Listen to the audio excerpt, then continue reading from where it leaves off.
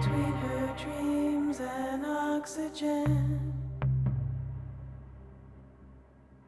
the end is all she ever asks. Engine's worn, it's dark outside.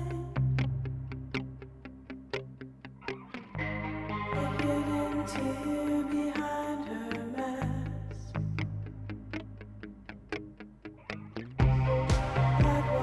Closing in again,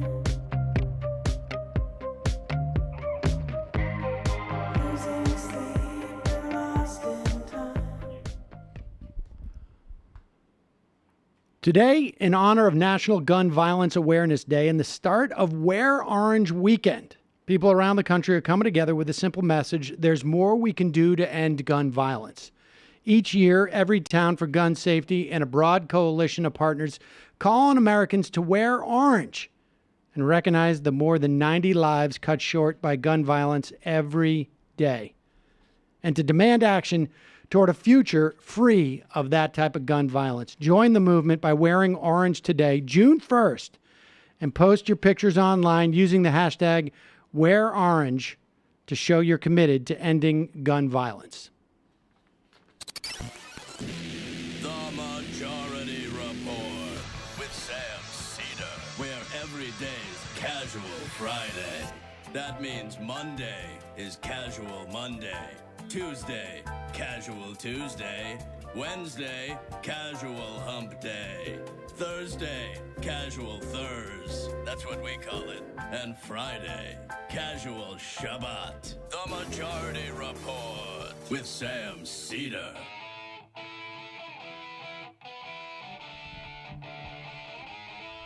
It is Friday, June 1st, 2015. My name is Sam Seder. This is the 5-time award-winning Majority Report. We are broadcasting live steps from the industrially ravaged Gowanus Canal in the heartland of America, downtown Brooklyn, USA. It's Casual Friday, folks. I'm so casual today, I'm not even wearing a collared shirt. I think this happens maybe twice a year. Not even a soft collared shirt. A V-neck. And to celebrate that, we have the politics editor of Splinter News, Alex Pareene, in studio. He was like, what? No soft collared shirt? I'm coming into studio. I didn't get the memo. I dressed up. Also on the program today, comedian Jake Flores, who had we had briefly mentioned this a while back, a visit from ICE officials because of a tweet. We will talk to him as well on the program. Donald Trump starting a temporary trade war with our allies. Meanwhile, Donald Trump pardons Dinesh D'Souza and is looking for more felons who have committed the same crimes as him to pardon in the future. South Carolina Boeing workers vote to unionize. Federal prosecutors are caught hiding even more hours of video, 50 hours of video, from the defense in the J20 protesters case. These were the protesters who were anti-Trump protesters protesting during the inauguration. The IRS head says Trump cuts will destroy IRS's ability to help taxpayers. U.S. adds 223,000 more jobs. Unemployment drops, but wage growth lags. Also, Trump probably leaked the numbers to his friends. Meanwhile, a Texas shooting victim's mom talking to Trump is like talking to a toddler. And abortion is almost totally effectively outlawed now in Arkansas. And the Chicago privatization of parking meters story just gets even worse. All this and more on today's program, ladies and gentlemen. Have we done the wide shot yet? This is our first opportunity to do a wide shot. Alex Pareene is in studio with us. Welcome, Alex. Thank you. Am I in a wide shot right now? I've never been in a wide shot. You're on the very corner of the wide shot. You're in a wide shot now, Alex. Right in First the wide fish eye. shot. We're still working out the specifics of it, but we will get there. Now, Shot. Jamie is not with us today, so it's like a sausage fest in here. I guess is what we call it, right? That's what I call it. That's Sure, what Samantha. Matt called it. So this is fun. Apparently, some tapes have come out. They've been, I guess, leaked. I don't know if that would use that. They have been provided to NPR between Michael Cohen and former Daily Beast reporter Tim Mack. And apparently, this is Mack, who I guess works for NPR now. That's, I guess, where the tapes came from. They were his personal tapes. He wrote a story for the Daily Beast where he basically pulled up an account from the book Lost Tycoon, The Many Lives of Donald J. Trump. And basically, this is the story about when Trump allegedly raped his first wife and violently assaulted her. I think this was because she had said something about his hair. And then he grabbed her hair or something to that She effect. sent him to a surgeon. Well, that the he story didn't like. was he was recovering from a scalp. He had surgery to move his scalp. Yeah, he had that scalp reduction. Scalp surgery. reduction. And then supposedly, I guess she mocked him over it, and that's when he assaulted her. That was the story, yeah. So Michael Cohen gets word that Tim Mack is going to write this story up, and this is what apparently he had more than just the job of paying off former mistresses. He also had the job of trying to intimidate reporters. But I got to say, I mean, let's play this, but I'm going to give him like B-. Go, let's listen. I know where you're going with it because the Daily Beast and yourself, you're a bunch of disingenuous bastards. And mark my words from today. All right, pause it for 1 second. We should go back because it's sort of hard to understand what he says. He says disingenuous bastards. No, it does not pronounce disingenuous bastards. bastards. Because I'll tell you, here's the problem with that. Just to start off with, if you're on the other line and you don't figure out what he said after disingenuous, you can't hear the rest because you're still trying to figure out what he called you. Mm-hmm. So The rest of it doesn't land as well. it doesn't land as well because you're still caught up with like, did he just call me a disingenuous bastard? I understand you're trying Biscuit? to threaten me, but if you could speak more clearly. Biscuit? It's like being interrogated in Israel. Call me And a like, what disingenuous are you biscuit? threatening me? What the? All right, so go back here. I know where you're going with it because the Daily Beast and yourself, you're a bunch of disingenuous disingenuous bastards. And mark my words from today. Today will be the day that you will regret. I know where you're going with this stupid story. And I know what you're planning on doing. Mark my words for it. I will make sure that you and I meet one day while we're in the courthouse. And I will take you for every penny you still don't have. And I will come after you, Daily Beast, and everybody else that you possibly know. Do not even think about going to where I know you're planning on going. And that's my warning for today. Michael, besides the warning, do you have a substantive comment that I can include in my piece? I have no views because there's no story. Okay. I mean, You write whatever you want, but rest assured, like I told Univision and like I told everybody else in the past, and you can certainly look it up online. I swear as God and my children, I will find Pause you. it for 1 second. You know what I also so noticed? not Like, intimidated by well, this. it's not just that this is not intimidating. He has the weirdest diction. I swear, as God on my children. Yes, yeah. That's not. That's, You don't do it that way. You swear to God on your children. It almost sounds like he wants an out. Like Yeah, he's well, I not was going to say, really he's serious. creating a loop. I'm not going to literally swear on my children. Okay. Yeah. If I was God, I would swear on my children. Children. I will find you, I will serve you personally, and I will be nothing but happy when I turn around and I get a judgment for defamation against you and the paper you work for. That is the weakest Yeah. threat. God. Like, I feel like I've been much worse to just like, I don't know, the FedEx service people, or You just like, enunciate bastard, clearly. yeah, you got to enunciate everything, and I don't know. I found that to be rather weak tea. Not a great job with that. Well, I think the tip is when the reporter's like, yeah, I got it. You'll ruin me. Do you have any comments for the story? That was good. Yeah, that was like good on Tim Mack's part. It was like very like. And I'll tell you, when there was that silence, the thing that Cohen should do is you don't fill the silence. You make Tim Mack do it. Yeah. So that you can go off on. But it Yeah, but it's awkward when there's silence. So then I'm gonna be. If I was God, there wouldn't be silence. You bastard. I think we can all agree on one thing, though. Window treatments is one of those soulless adulting terms for something necessary but boring as, well, beep, as bastards. Your blinds, you don't even think about them unless you move with your brake. Alex, do you have any type of window treatments in your house? We got these wooden shutters that came with we're in the garden apartment of a brownstone, so we have these very nice little shutters. All right, it makes a big difference. It does, yeah, it's very nice. When they're right, everything in your home looks better. When they're not, everything in your home looks horrible. But let's be honest, taking the time to pick out and buy blinds sounds expensive, kind of boring, and installing them yourself,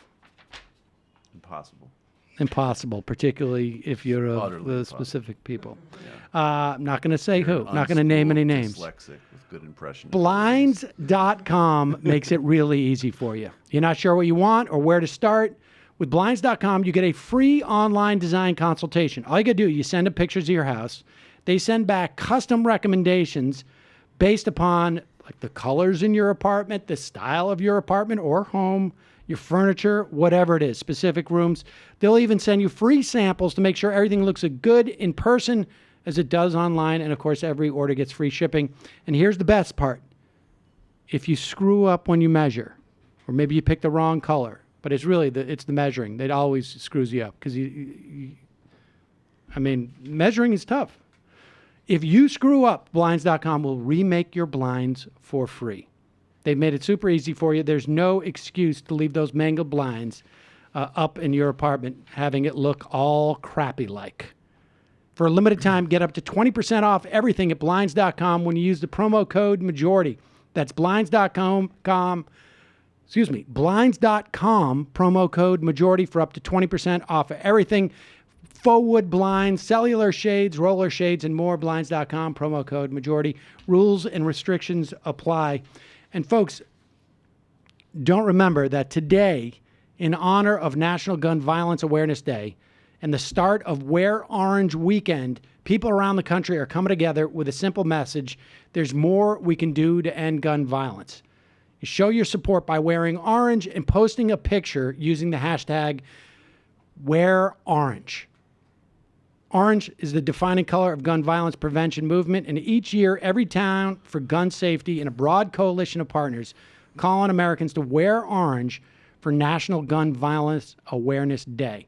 You can recognize more than the 90 lives that have been cut short and hundreds wounded by gun violence every single day. It also is a call to demand action toward a future free of gun violence. Join the movement by wearing orange today, June 1st, and through this weekend. Don't forget to post your pictures online with the hashtag WearOrange to show the world you're committed to ending gun violence in every community. You can also go to every town's website, www.wearorange.org. That's wearorange.org to find an event for Wear Orange Weekend of Action. Together, we can stand up, speak out, and wear orange to raise the awareness about gun violence. All right. Now, do we need to take a break? We don't, because we have Alex in studio. Alex, a formal welcome to the Majority Report. Thank you. Now, and actually, can we also turn on the air conditioning? Is it getting warm in here? Yeah. Put a little AC on. All right. So, Alex, a couple of things in the news I want to talk to you about, and then we'll get to maybe some clips and stuff like that. But Cool. Sort of an insane week this week. Sort of the I don't know what I would call it. The contrast between finding out that nearly 5,000 Americans died in Puerto Rico. I mean, and we don't know the exact figures. But this is from a study from the New England Journal of Medicine that predicts, I think it was around 4,500 people have died in the wake of Hurricane Maria. And the news coverage basically being about Roseanne and Samantha Bee. Yeah. I mean, we're basically doomed, right? I mean, is that basically it? Is that the... Yeah. I mean, I don't...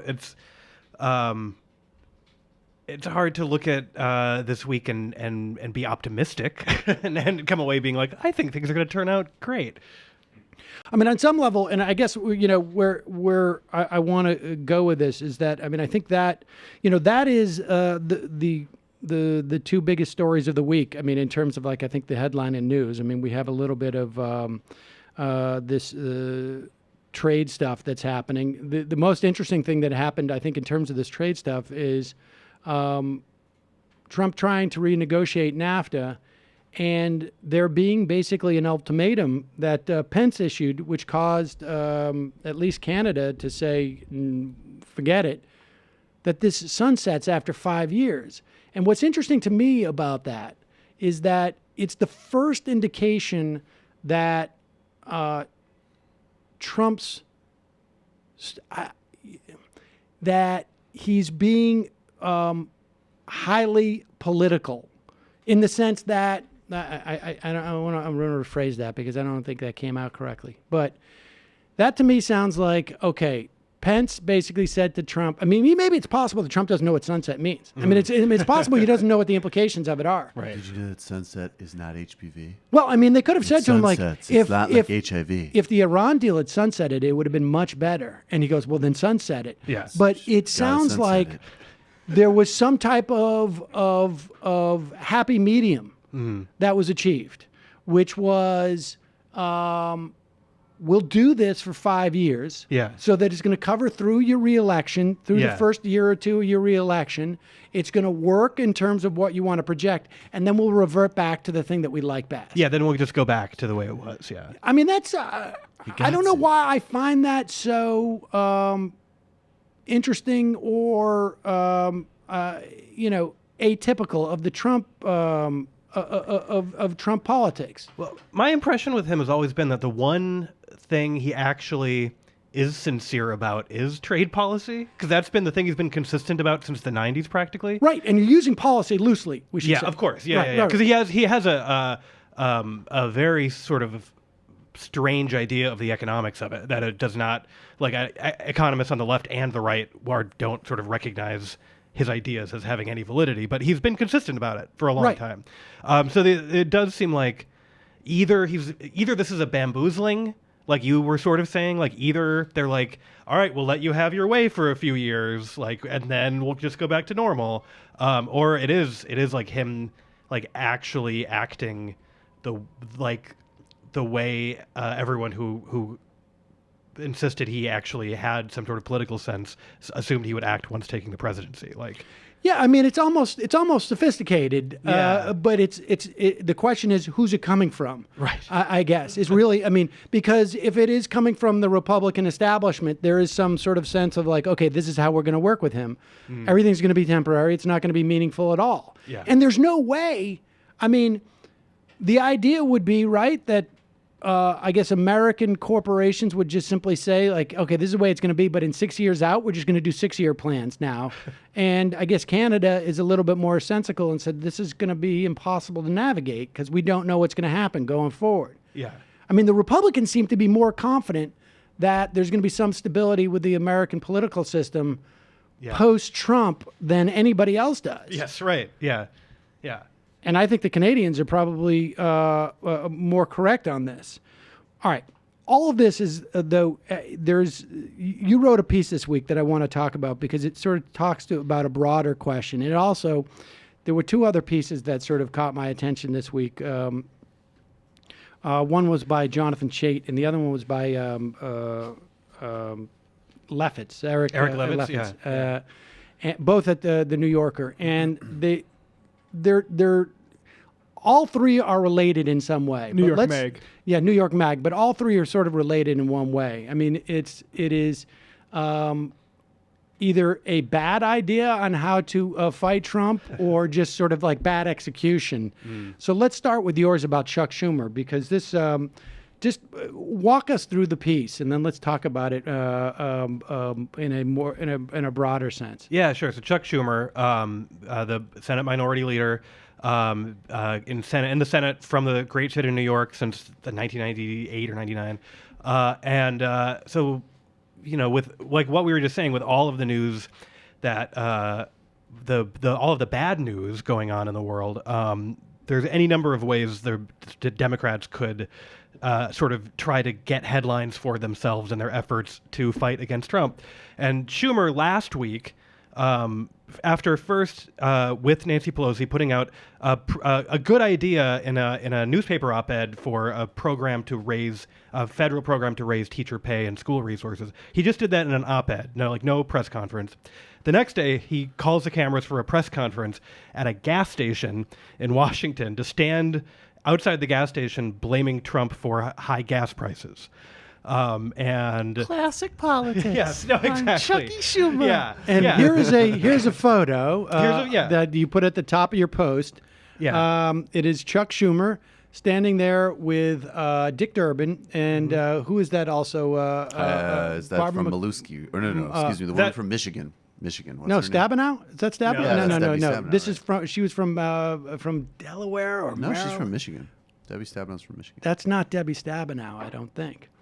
Well, the point is, the reason why it's difficult, tell us because- why it's difficult to place it. Because that photo at the top of my story is from 2006, when Chuck Schumer, in advance of the 2006 midterms, held a press conference outside a gas station in Washington to complain that George W. Bush was responsible for high gas prices. So here, Work then, it'll work now. here's the photo from last week. I didn't have the rights to use this photo, and I couldn't find a wire photo that I could use because no one cared. There were a couple photos out there, but like none of them but hardly any. He got no coverage for this. Like a lot of people didn't know Chuck Schumer did this last week, which is maybe a sign that your political stunt failed. The only mention it got in the New York Times, his hometown paper, was in the middle of a story about how oil prices were falling. Like immediately after this press conference, oil prices started dropping. So it was effective. Yeah, it was. Yeah, no, he got results.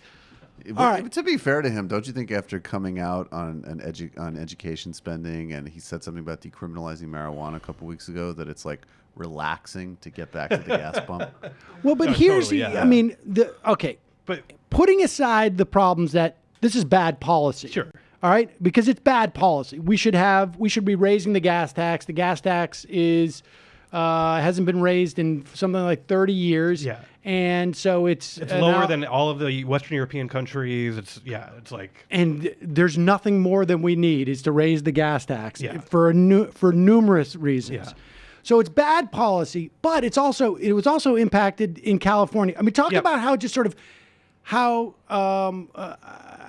much of the tin ear this is in terms of not just. I mean, you've talked about the implications. It's a tin ear on a national level, Yeah. but even on a more micro level, Right. Like in California. Yeah, the politics of this. So in California, which the entire government is run by the Democrats, and the Democrats just raised the California gas tax in order to pay for much needed infrastructure repairs and in order to build more mass transit. Like, this is good policy. This is what Democrats should be doing when they win power in states.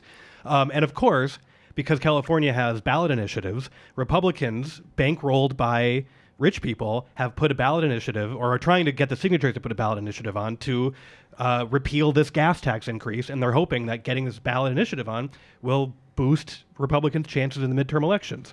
So to have the leader of one of the leaders of the National Democrats out there complaining about the high price of gas is not like it's also actively harmful to Democrats trying to hold a majority and actually govern. Right. So not only is it not effective, it is a net negative in a myriad of ways. Not even on a policy. We're just talking like even if you're talking about pure politics, right? So these are just really bad politics. Let's go through a little bit of what Chuck Schumer has also done on top of this, because it seems to me it starts, I mean, early on when Chuck was like, I'll go and meet with Donald Trump and, if there's an infrastructure bill I like and this and that.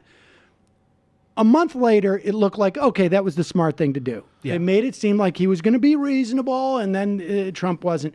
But I actually think he was foiled as opposed to... I think you're right, yeah. that he planned something. I think because come December of 2017, do you remember this? Remind people, because he completely lets the Republicans off the hook. You mean with the shutdown and Yes. Yes. Yeah. And so I think you're right, which is that like the cynical way of doing it would have been like, well, we tried to work with Trump, but we couldn't do it, but like make a show of working with him. I think Chuck is like, I'm a New York guy, he's a New York guy, like, and also he thought he could outsmart him. He thought he could roll him. But like what he didn't, this is the thing that people have learned over and over again is that Trump and the White House, quote unquote, are not the same thing. So if Chuck Schumer goes in to Trump and says, let's make a deal on Dreamers. Let's make a deal. And Trump is like, all right, sure, you got a deal. Like he leaves the room and Stephen Miller walks in the room and says, well, no, we are not making a deal. And that's it. That kills it. And so Schumer, I think, was like, I can work with this guy personally, and didn't understand the politics of it, didn't understand just sort of the structural barrier to like actually getting a deal done with this White House. But yeah, I mean, I think that's like. But I just want to put a fine point on this.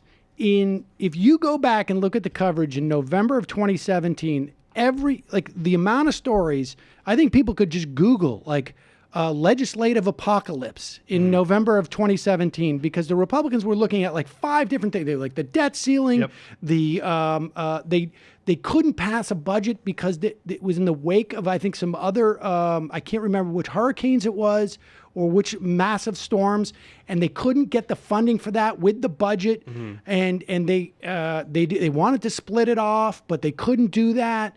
And there was 2 or 3 other deadlines that were coming up. I can't remember if it was S-chip or something. And it was S-chip. And the Republicans and Nancy Pelosi and Chuck Schumer walked over to the White House and basically said, we're going to take 25 to 40% of what you got, or even 50, maybe it was 60% in terms of like difficulty, off the table. Yeah. We're gonna clear that up for you, and that's why they ended up getting the tax cuts, in my estimation, because they weren't in total disarray going forward. I think they were worried about the resolutions expiring, and they totally messed it up. Yeah. They totally messed it up, and since then he's done a ton of things like this. It seems to me. Yeah. What can I do to help? No, I mean, because Republicans, especially when it comes to things like continuing resolutions and budgets, they can't govern without Democratic help because their own Freedom Caucus members blow everything up. So like that's a built-in leverage the Democrats should have. Pelosi's usually been a little better about navigating this, but like Schumer, I think you're right. Like they went in and said, all right, we'll help you out. We'll do this.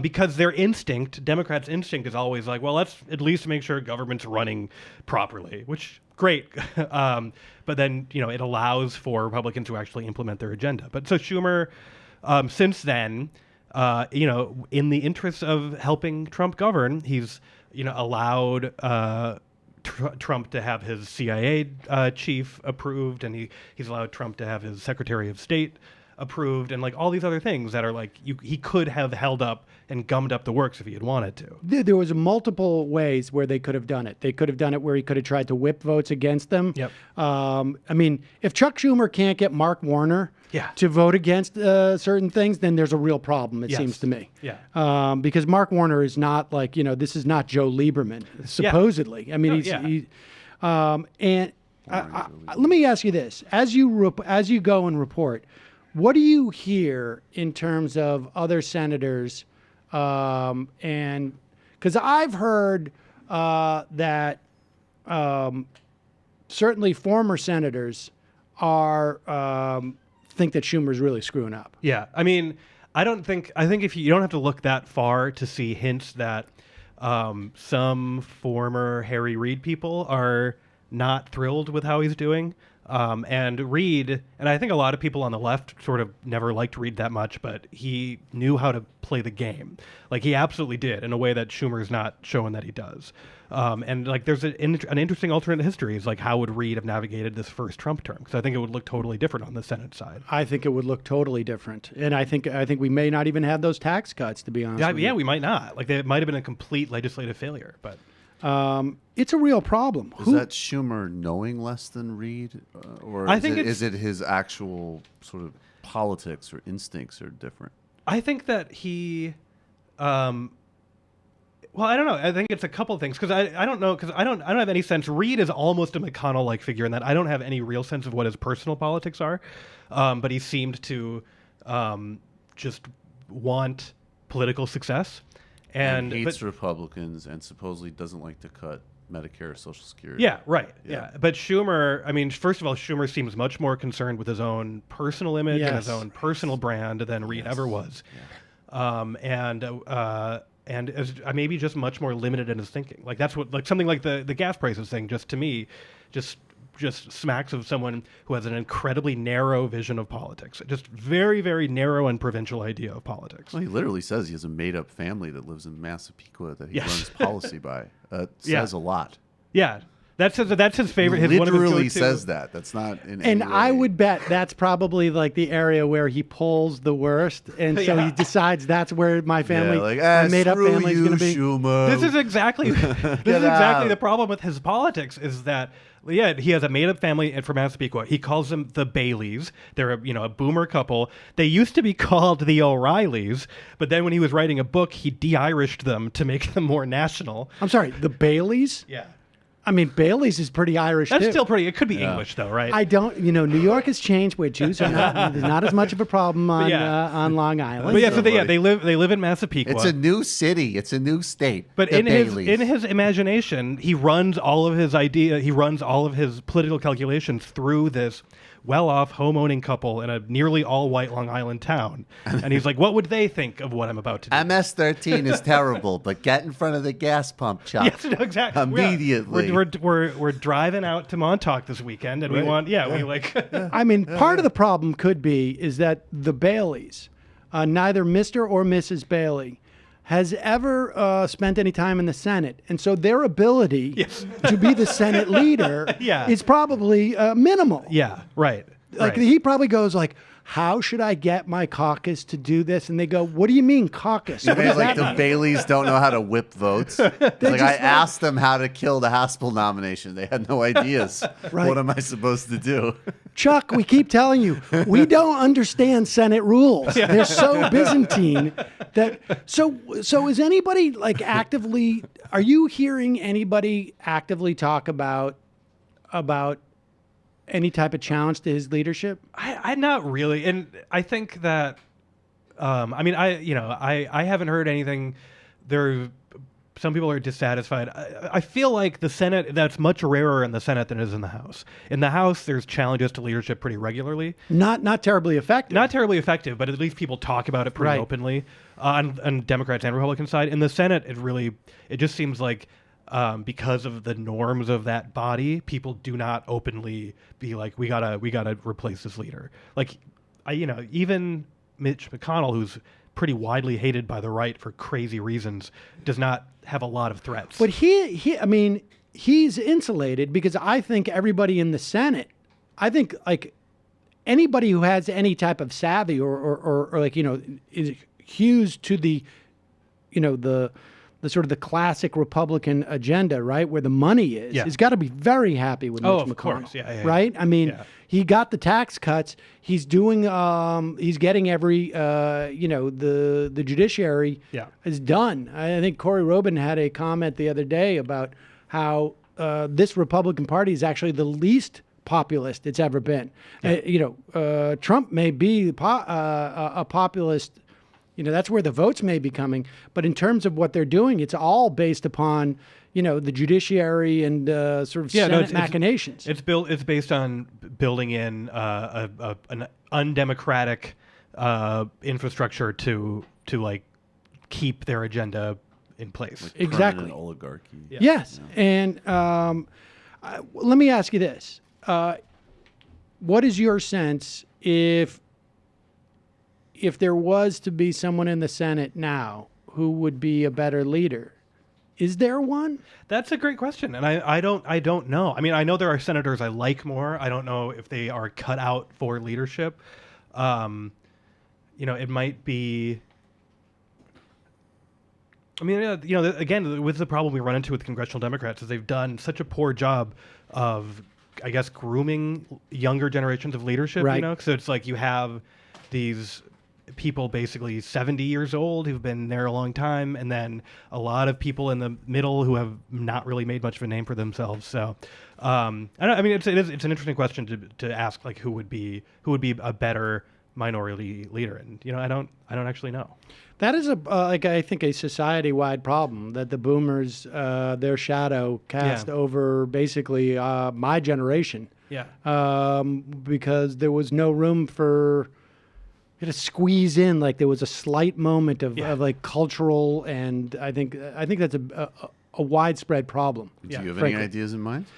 The only person I have ever heard people talk about, and I have no idea what the skill set is that you would need to do this, but I've Baileys heard do, people talk about Jeff Merkley, who you would assume is to the left, right? But another guy, fairly soft-spoken. That was the thing about Harry Reid is that people would look at him and they would talk about. I think Limbaugh used to call him Dirty Harry, and then you would see which conjures up an image of Clint Eastwood with a gun, and then Harry Reid would sit there and he looks like he looks like. I asked somebody once who didn't know who Harry Reid was. I was like, "What do you think this guy does?" And they go, "I don't know, pediatrician." Yeah, exactly. Honestly. Literally. And he would just sit there and just look meekly, and you knew that he had like a 16-inch blade underneath the table. Exactly. And he was, Merkley has that sort of quality too, I think, on some level.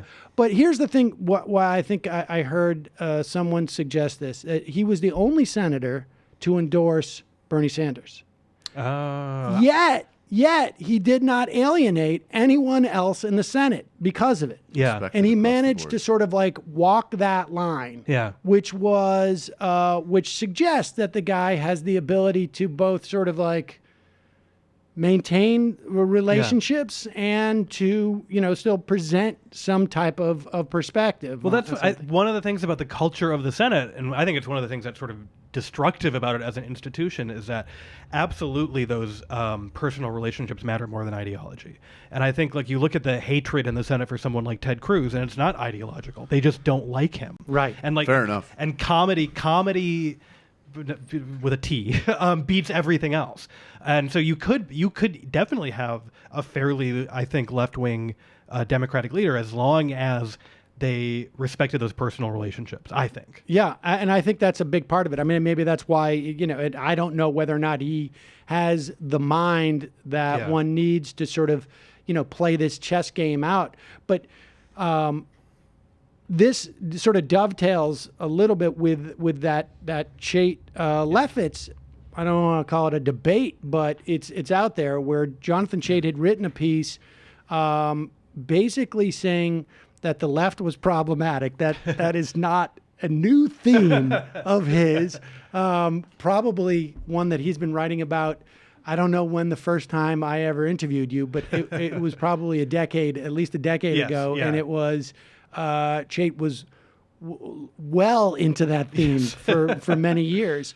But the twist is that he was promoting the democracy movement, which is Right. the first time I've ever heard of that movement. Right.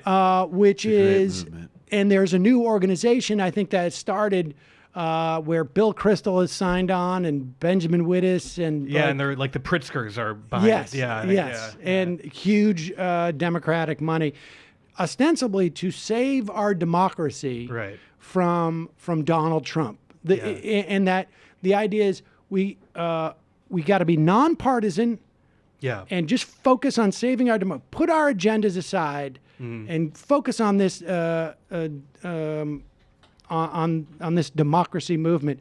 And Eric Lefitz wrote, well, the real danger to our democracy is all of the way American capitalism, I think he puts it, Yes. and which I think he would also define as, at this point, highly monopolistic, completely, there's a disequilibrium. Labor has no power. I think you could also say, capital has far too much power. Two-tier justice system Yes. because of it. He I mean, focuses on all that. the problems that we see with American capitalism today. He says that's a bigger threat to democracy. And the real problem with these norms movement is that you got to vote for Chuck Schumer and Democrats to take over the Senate Yeah. and then say, send us your nominees, President Trump. We're not going to filibuster them. We're going to give them hearings. Like, you've got to do all the things that I think a lot of Democrats, even Democrats, if you go to your average Democrat and say, hey, do you hope that if the Democrats take over the Senate, that They restore norms. but even like restore norms, they're going to be like, well, maybe. sure, yeah. But if you say like they're going to seat that first justice that comes through, they're not going to do any payback for this stuff. I think Yeah. now the Democrats would say that's insane. Yes. Yeah. Yeah. Right. That's one of the things about, I guess, asymmetrical partisan warfare, is that I can easily foresee, if the Democrats retake the Senate, them bringing back the blue chip, the Blue slip. blue slip. I mean, the blue slip thing, which is where if a home state senator of either party objects to a judicial nominee, they get to put a hold on it, which is a long-standing tradition. Ron Johnson did it for one guy who just got seated for 7-8 years or something. Yeah. Exactly. Yeah, and Republicans have just finally, after threatening to for a long time, finally gotten rid of it. Yep. And they did that because, they actually know what's at stake and they want to fill the judiciary. And so when Senate Democrats retake power, like, are they going to bring that back? Like, if there's a Democratic president, will they be respecting that? Will they be respecting that norm again? Because if so, this is, I think, what Chait always tries to posit the left as being anti-democratic. But in this instance, the norm would be upholding an anti-democratic principle, which would be installing a judiciary that doesn't reflect the will of the people. Right. That a sort of neo-Lochner judiciary consensus that would hold back what people collectively want to happen. Right. The result would be anti-democratic. Yes, A. yeah. B. Also, I got to say, blue slips. That's not exactly a democratic institution, right? The idea of letting one senator from any state to inhibit the federal judiciary, I don't really see the democratic aspects of that. No, at exactly. all. Yeah. Are you guys having the same thought process now of Chuck Schumer explaining to the Baileys what the blue slip law, Right, exactly, what of the course. rule is, Okay, and trying let to run me it by explain them? this. But the other thing that really struck me about Chait's thing, which I thought was the aside from the sort of I think just the wrong-headedness of the argument was what made it really disingenuous to me was like, okay, if the premise is this is a democracy movement, then you should be writing this piece about Mark Warner and about Heidi Heitkamp and about Joe Manchin and all the Democrats who have been complicit in allowing Donald Trump to do anything. Like, it's not, if you don't want to make it about partisanship, fine. But why are you seating voting for confirm any of these justices? Why are you even showing up? Aziz Rana would not have voted for any of those nominees. No. I mean, but Yeah. why are you even showing up at this point, right? Yeah. I mean, well, Chait is always fighting. Chait is fighting a battle for what the Democratic Party will look like in the future, and he wants to keep people to his left out of it. So like that's the subtext of all of these things he writes. It's about delegitimizing the sort of left-wing argument. And I mean, what I find very absurd about it is he's calling writers like Jed Purdy anti-democratic, small d anti-democratic, when like someone like that's actual agenda is the expansion of small d democracy everywhere. Right. And like I think people sort of in that cohort, like who are social democrats or democratic socialists, believe that a much more democratic country would look much more the way they would like it to than our current system. And I think it's unfair of Chait to sort of take what is a political argument and then accuse people to his left of being undemocratic or anti-democratic. Right. And the interesting thing is that I think there are Democrats to his right who, if they just parsed out this notion of, wait, you want Chuck Schumer to get in there and okay all of Donald Trump's, I mean, you just need to be a partisan Democrat. Never mind where you don't are need to on be- the yeah, you don't need ideological to be- spectrum. yeah, exactly, To think yeah. that his argument is ridiculous, right? I mean, are there really a lot of Democrats out there who are happy with Mark Warner? No, I don't think so. Because someone like Mark Warner, his calculation is always just that he can get away with it. Not that what he's doing is like with the bank deregulation stuff. There's no constituency for bank deregulation in the Democratic Party, and there's barely a constituency in the Republican Party. Right. He just knows I can get away with this. Like, and it won't. Like, there's just not enough of a media infrastructure in place to punish me for it, and the populists don't have enough power to punish me for it. So I'll get reelected probably. That's Right. a very Maoist style of argument. Alex. Mission Chait's accomplished. next piece right there. Now, let me ask you this, because it is the case that you and I have been talking about this for a long time. I mean, particularly Jonathan Chait, beating up on the left. And it's funny because now he's had, it's an awkward time for him. Yeah. Because I think he really had to shoehorn that in. And other times it's been easier. Yeah, totally. Yeah. You're right. I mean, in other times it's been easier. Like, you don't understand what's at stake in Iraq, or you're being irresponsible and you're going to cost us the election. Yeah. He doesn't have those things to go to anymore. Right. But it also occurs to me that not only is it more awkward for him, based upon the era, but also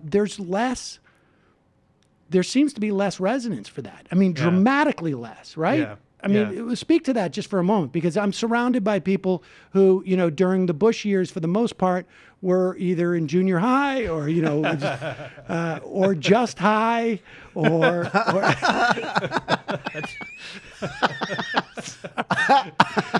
I'm not naming any names. Waterboat, dude. I was straight edge. But it really has been I was sort of reading Jonathan extraordinary, Chait. hasn't it? Like where the center of at the very least the Democratic Party has moved. That's what's really interesting is there's less of an appetite for that bashing the left style of argument.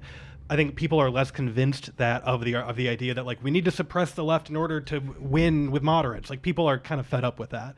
And even a writer like Eric Levitz, I don't know him super well, but I think he used to be much more sort of in the center of the Democratic Party, and I think the situation has moved him contextually to a point where he's arguing against American capitalism as causing these problems.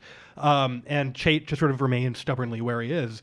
But so when you look at, I mean, it's all been very well documented, but people like Kamala Harris and Cory Booker are trying to sound not like the people they were elected as originally. People Right. they were elected as originally were a straight shooting law and order prosecutor and a very business friendly mayor who was, with the help of finance, like was going to fix government. Big charter school guy. Yep, and that's not how they talk. Like, regardless of what you want to say, their actual agenda is secretly or not. Like, that's just not how they're sounding anymore. And they're jumping on big, substantive left-wing Job proposals. guarantee pilots. Cory Booker is still the only U.S. senator who has a job guarantee proposal on the books. Yeah.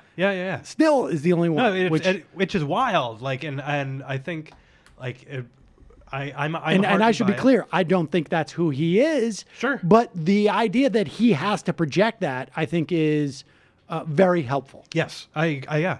And it's like, this is what we're here in New York, like this gubernatorial election. Like, this is what we're seeing here too, where it's like a man who was elected twice as governor on the platform of I'll work with Republicans to get a middle of the road way of doing things, and he's like, no one can match my record of progressive accomplishments. Right. Like, so, and I think Chait would And maybe he's also black now. Yeah, it's true. Yeah, he's another thing. he's Well, an immigrant. a He's Muslim, undocumented. an immigrant. Yeah. He's everything. Yeah, he is all things combined in one man. So, and I think, and there's a lot. I think there's a lot of work to be done, obviously, but I think it's hard to say that. It's really hard to say the left is causing problems for the Democrats when the Democrats are like jumping to co-opt it. Yeah, it's fascinating. I mean, I remember, but it's I remember having, just talking about how people were afraid to identify as liberal. Oh yeah.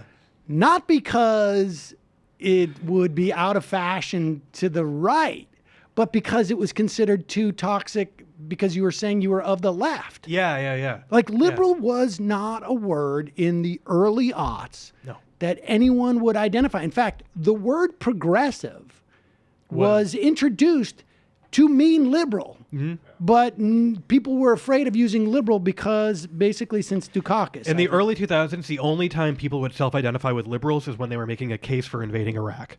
Right. Like, they would be, as a liberal, like, even I know we should, even I know we need to topple Saddam Hussein. Right. But in any other circumstance, you would never self-identify. Never self-identify in that way. I mean, you would run from that all the time. And I think that started, and within the course of 15 years, people passed through that to like, I'm not a liberal, but it's fascinating. But I don't know if anything can be done about Chuck Schumer, but I really think it's a huge problem and a massive missed opportunity. Yeah, that's basically what we can get to if the Baileys have like a Bernie Bro son. The Baileys have a kid who starts reading the Jacobin. Here's the thing. That's how it will work. If your name is Bailey and you live in Massapequa, you have a job. Please email us at majorityreporters@gmail.com. We need to talk. We need to put together a video. You need to send a message to Chuck Schumer that he needs to. I don't think it's Could you imagine that? It was like, Chuck, why are you condemning Israeli forces killing a Palestinian baby? I would never want to do it, but the Baileys insisted. Can't kill Palestinian babies anymore. There you go. Speaking What's of which, the gas tax in Israel? Well, that's what he said about. That's what he made that point about. He was blaming the crushing of the. Iran. Oh, that's right. Yeah. He was like, gas prices. His argument was gas prices are too high because Donald Trump threw out the Iran nuclear deal, which Chuck Schumer opposed the Iran nuclear deal. He was an ardent opponent of it. It's also awesome because there's thousands of reasons to support that. I wonder if somebody on his staff, like the one. Like, I wonder if there was someone on his staff that said, Senator, you didn't oppose. I mean, you opposed this deal, don't you? Aren't you worried about that? No one's going to pay attention. The Baileys told me it was fine. I'm just putting it. Listen, okay. We're going to put it up on the website. Yeah, we'll put it on and if it comes back up again, we could say that I did it. It's all right. It's fine. What is everybody so worried about? The democracy move? What? Don't I get credit for helping him ease through his agenda? All right, we're going to take a quick break. If you want, if you can, stick around. I can stick around, sure. Okay, stick Yeah. around for a little bit. You can leave at any time you want. That's the way they work. We're going to take a quick break. We're going to, when we come back, we're going to be talking to Jake Flores. He is a comedian, but most well known, at least to me, because I don't go to comedy clubs anymore. I'm sorry, folks. He also has a podcast, apparently, and is a pizza delivery guy who tweeted out something about ICE. And they were so impressed by his tweet, they visited him. We're going to take a quick break. We'll be right back with Jake Flores.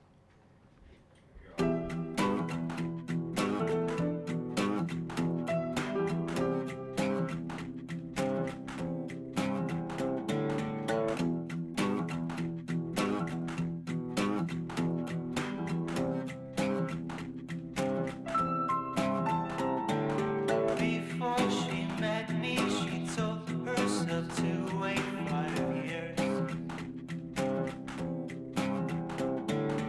After I met her, her teacher said best wait 5 years. I asked my neighbors, they said it's wise to wait 5 years.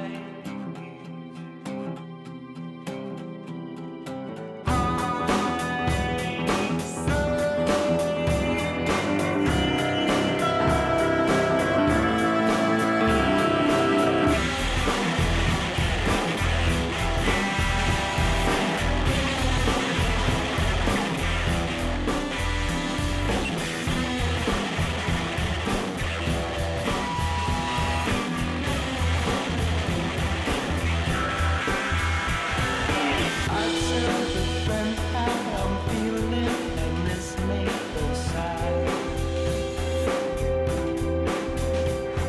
She fears that no man will ever sign her soul back. How did I feel this and do not let sit on my hands?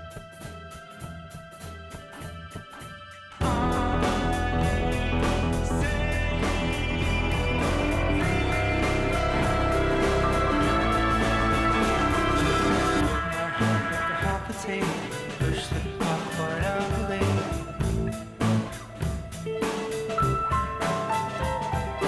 This is just good to decide, but she's the piper.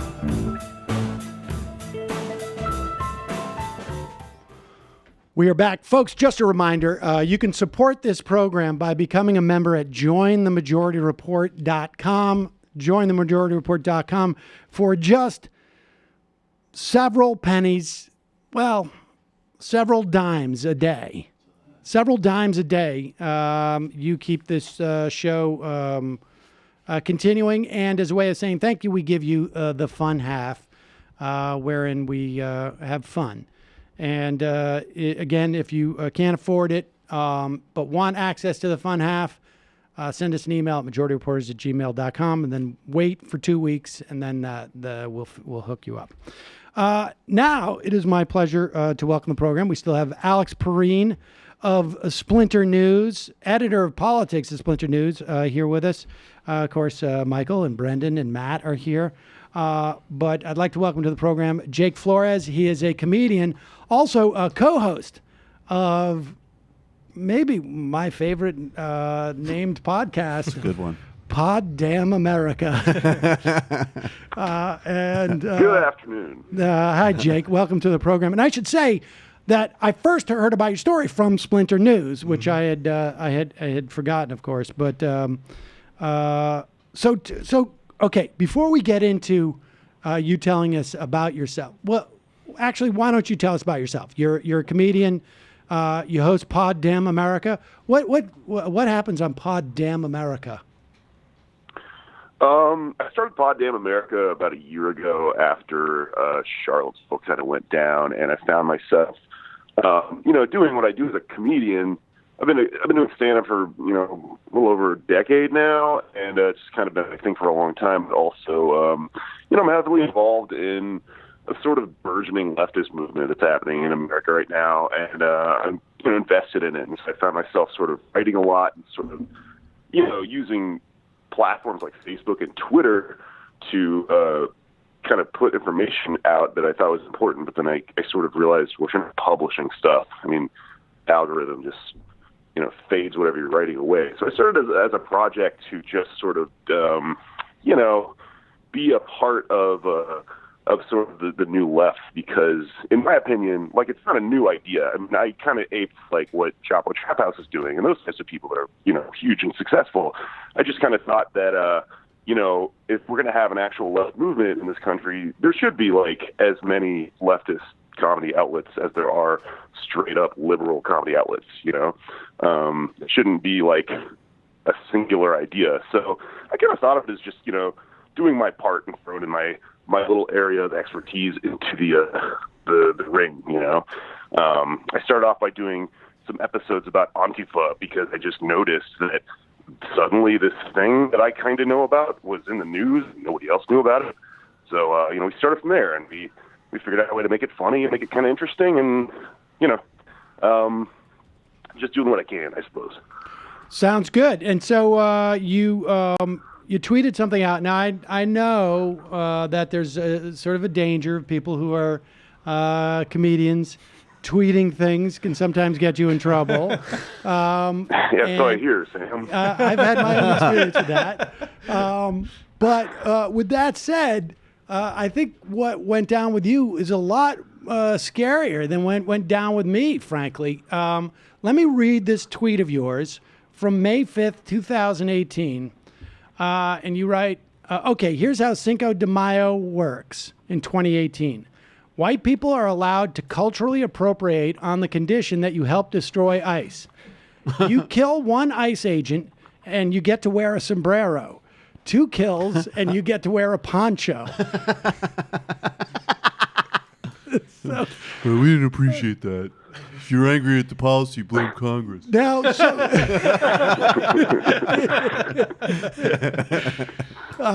so now, Jake, was it some type of joke? Oh, absolutely not.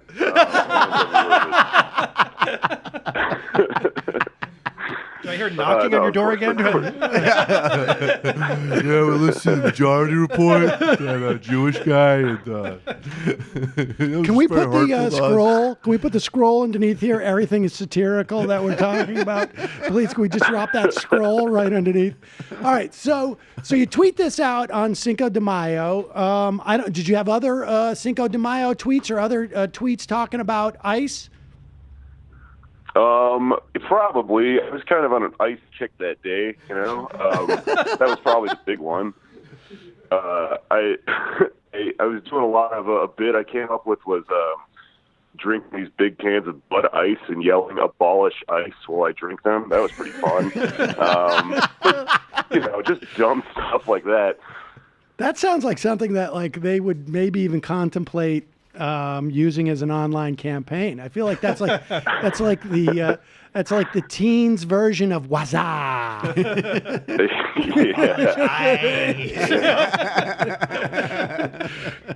Dude, where's my beer? I abolished all the ice.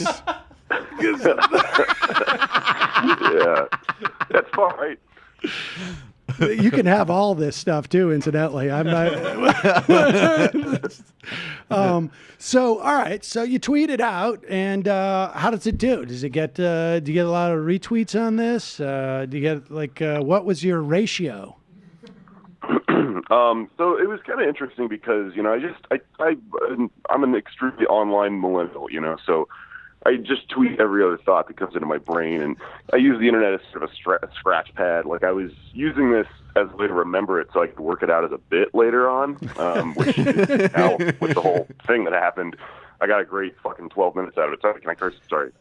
Yeah, you can. Okay, cool.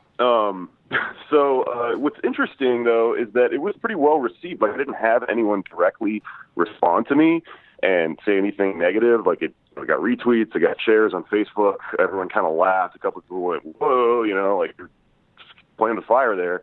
But nobody really came at me, and the post didn't get taken down, which leads me to believe that it probably didn't get reported by another user, because when you get reported by another user, the platform flags the post because now it's a liability, right? But you seem to have had some experience with this. Is that I mean, it was clearly totally different from the other times when I personally pissed somebody off directly, because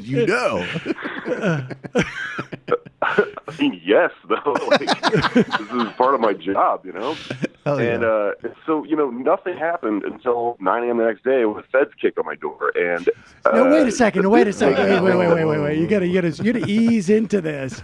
So you're Pretend sitting we're the there. Baileys. So all right, you're now. I assume if you're a comedian, it's 9 a.m. You're asleep, right? Oh, my, yes. Okay. So you're asleep, and I assume also you don't have a kid or anything like that. So you're totally asleep. And how does like, do you get a doorbell knock? Is a buzzer? Somebody slide a note under your door? What happens? Okay, so this is kind of pertinent to the story. I don't live in a regular apartment. I live in a loft, which is like a punk house situation. It's of a factory in a part of Brooklyn that is not really residential, and nothing's labeled. It's really hard to get into the building. When I order food on Seamless, they don't know where it is. Like, I have to come downstairs, because even if they get inside, which they can't, there's no numbers on the doors or anything. There's graffiti everywhere and stuff. And so it's very odd that they found me within a day. And all right. Well, no, wait, Jake. Now, is is this like, are you, is it like a squatter situation? I mean, or do you not want to? Let's skip that. It's not. It's called loft law. It's just you're allowed to live in an art studio, basically in New York, until they destroy this law in a year or two. Oh, right, exactly. But it's a semi. Do you get your mail there? Yeah, I get mail. I kind of usually get stuff sent to wherever I'm working, though, because I'm very reliable, because there's all sorts of crazy, people running in and out all the time, and mails.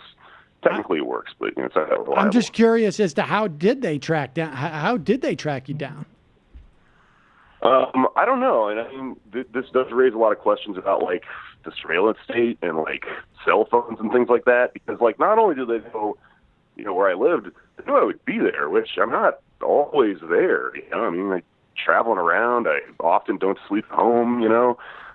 Nice. My guess would be my phone, but anyone say, I suppose. And they also could have just talked to, I don't know, like the people that own the building or something. I mean, there is record of me being there. It's not a complete squat or anything, but it's odd that they were able to pull it off that quickly. So they're knocking on, they've got into the building somehow, and they're knocking on your apartment door or loft door.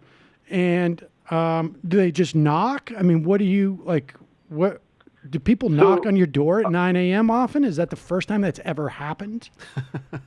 People don't knock on my door, is the thing. Like, this is not an apartment where people are walking around, asking each other for cups of sugar and stuff like that.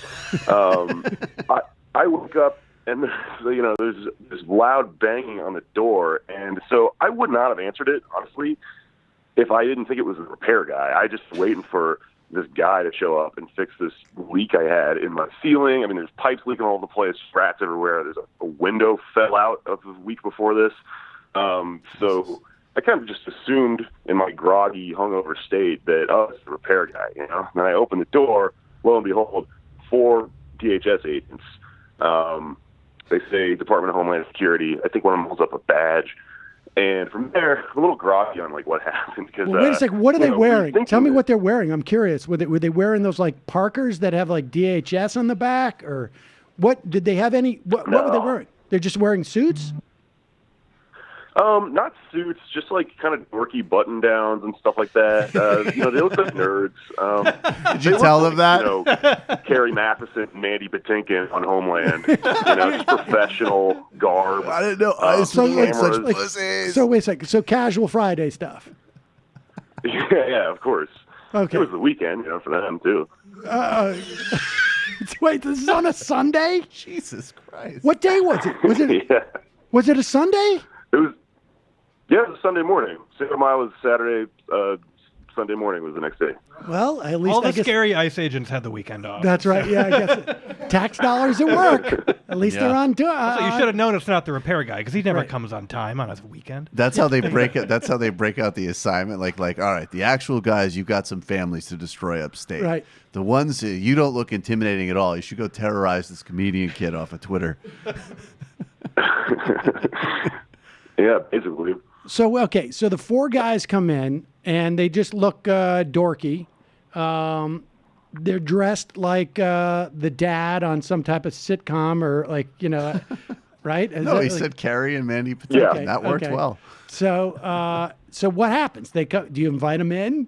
Do you what? Do you sit down at your table? Do you have a table in your apartment? Yeah. Okay. So here's how this goes down, right? They sort of, they throw me off. I open the door. So they're Homeland Security, and I can't remember whether they just came in or I went like, all right, whatever, let's just do this. And a lot of people will come at you with these sort of like libertarian, like, you should have said, am I being detained and all this stuff. Do you have any experience with actual police? They don't honor that stuff in the moment. Like, you kind of just have to do what they're Right. going to do and Right. then figure that stuff out in court later. Did you But know why I they were there?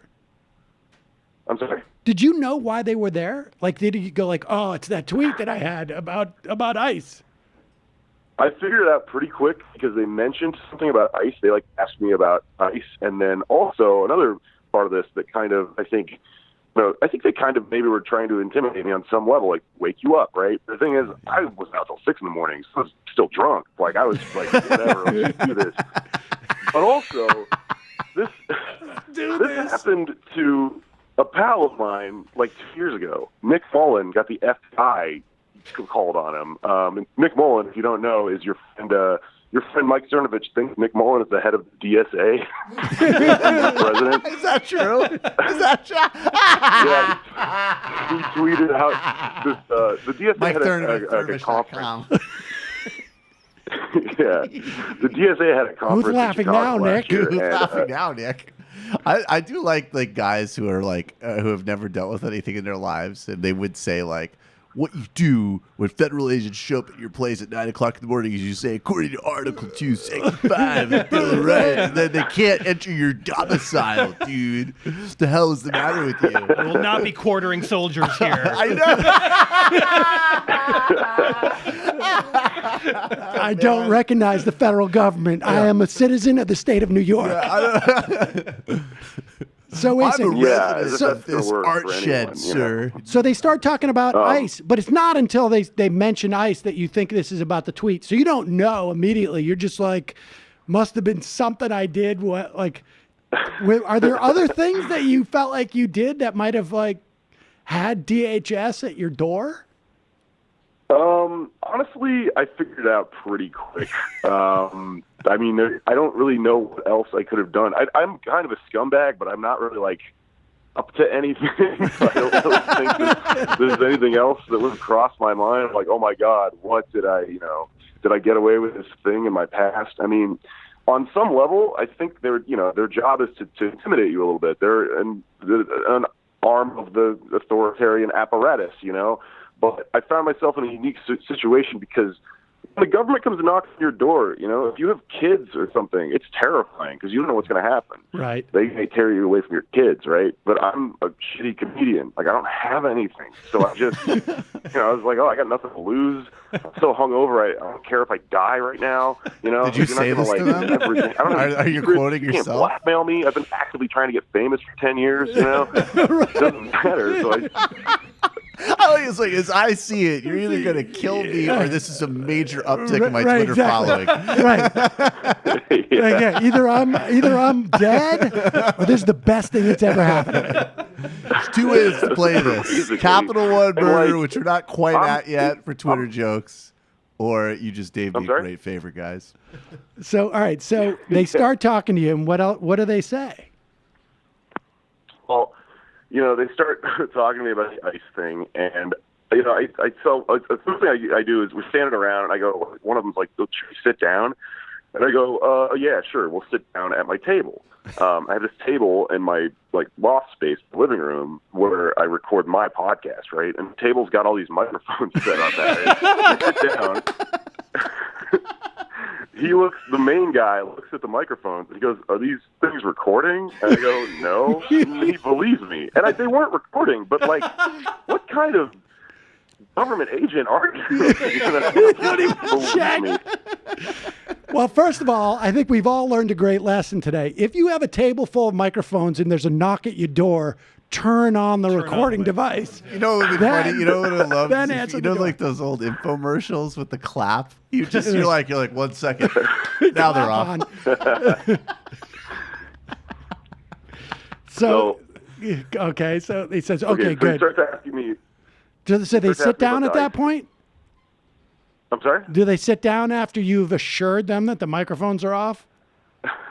Yeah, so we sit down, me and the main guy, right? So there's this main guy, and then there's these 3 other guys. And the 3 other guys don't have cameras. And what they're doing is they're going around my apartment taking photos and I guess building a case file on me, that's kind of interesting. There's just a file on me now. Shitting me. There's a file on lots of people. It's interesting to know, I know people who are in J20 and stuff that know they have a file and et cetera, but what is going on in this file with me? Because, for one thing, they're taking pictures of all the art on the walls, and it's not my stuff. I have this roommate who was super goth and weird and just made the place look like a corn video, and then she moved out and all that stuff is still there. So I'm talking to this guy and I'm like, don't read into the art on the walls. That's not part of my whole thing, I'm not this weird The Crow terrorist guy,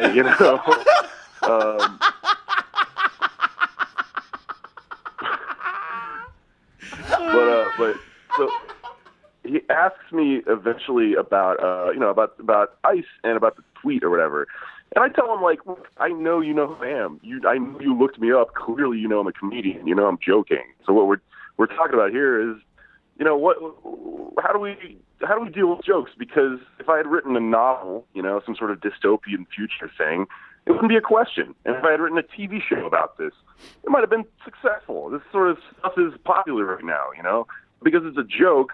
We have this whole thing where we take them literally and we don't deal with the subtext, context that everyone who's an adult actually understands when you're clearly joking about something, Right. Not to mention the fact that you don't have really the official capacity to allow for the cultural appropriation, nor the mechanism to measure it, right? You don't. You're not. No, he was actually La Raza co-signed. So it's a deal I have with La Raza, man. Where are the spreadsheets where you're keeping track of who's been shot and who gets to culturally appropriate the poncho?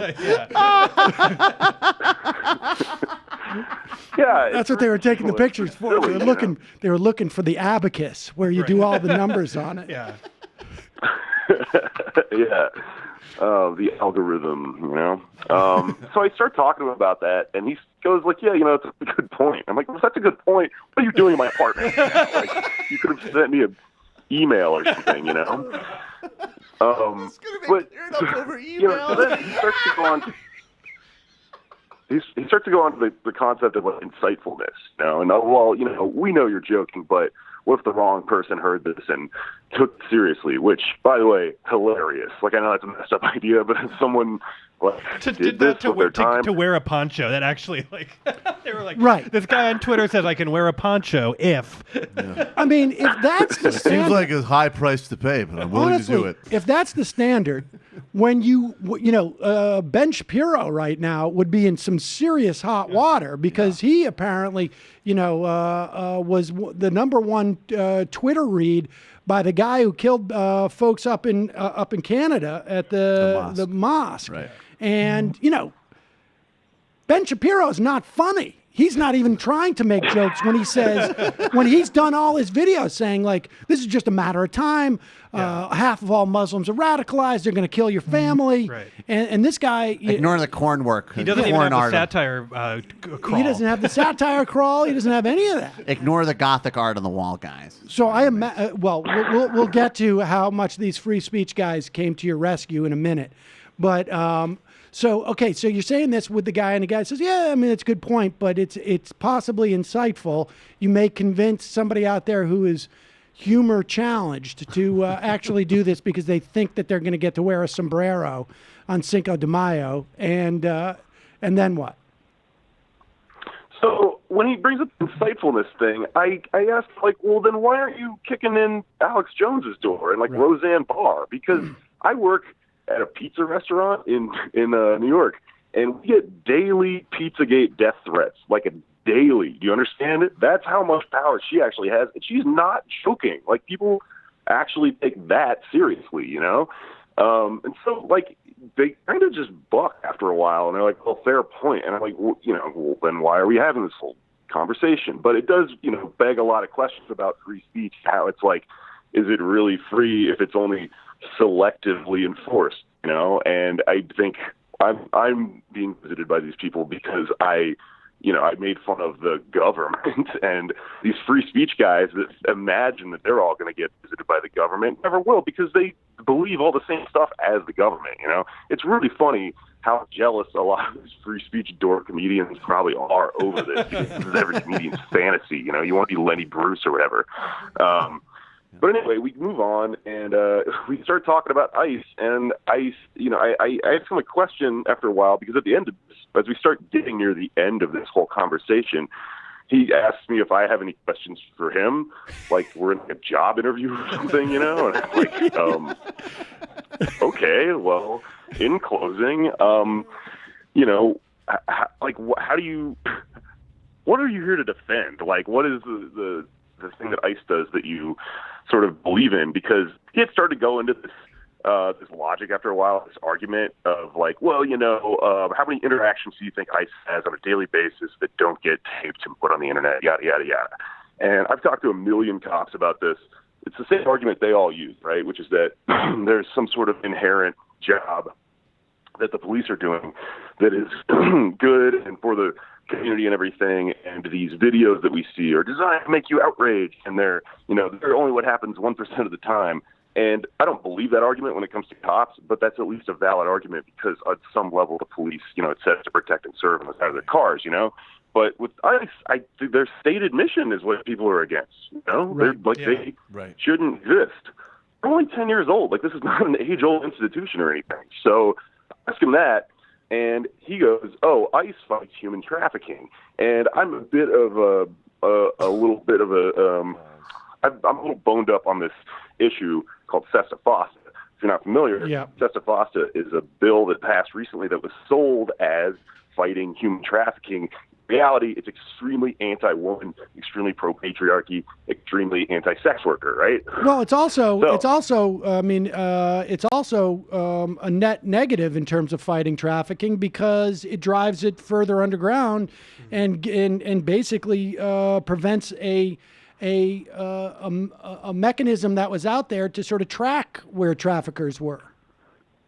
Exactly, and that's because it's not actually about sex trafficking. It's about, like, the organizations that pushed it to begin with are like right-wing Christian organizations that also don't want Cosmo to be sold like on shelves at supermarkets, right? So this isn't about that. This is about old gender patriarchy stuff. So they use this scapegoat of human trafficking to sell bills like Sesta Fosta. If you look at everyone who got arrested after Sesta Fosta, everyone who got arrested was a sex worker who got arrested for sex work, not for trafficking, right? So it's pretty obvious how they use these like switcheroos, right? Immediately when he told me that, I was like, I know exactly what you're doing. I know exactly the argument. That's the same bullshit they used to pass Sesta Fosta, right? And he comes to me and he goes, "What's Sesta Fosta?" You're ace in the interview. Was like, all right, everyone sit down, and I started talking about Sesta Fosta to the Department of Homeland Security, the human trafficking police, which is supposedly this is their job. And after a while, they just kind of like looked at each other, wrapped up, and told me, "Oh, okay, well, we'll be watching you, and you may expect another visit, and good luck on your tour." Ha ha ha ha. Cock humor or whatever. And then I went on with my day, and I told the story to Catherine Kruger over at Splinter, and I did Chapo about it and stuff like that. That's unbelievable. It's amazing too. Like, have those guys have since quit, and they are now actively Patreon members. They're Patreon members of Pod Damn America. So, all right, let me ask you this. Have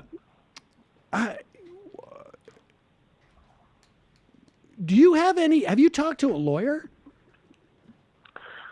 Yeah, I've talked to a couple people, some people with the ACLU, et cetera. Probably not as much as I should have. I've got some numbers kind of in my back pocket over, whether this could go extremely south. It's just that I had to leave for a tour immediately after this happened. Like, I already had a tour booked, so I had to go jump in a van and drive across the country. I didn't really have a lot of options for making a huge long-term plan while I was about to be working all day, every day. I don't really know exactly what I even should be preparing for, because I'm pretty sure I'm not going to get revisited by these guys. But, it still is always there in my mind.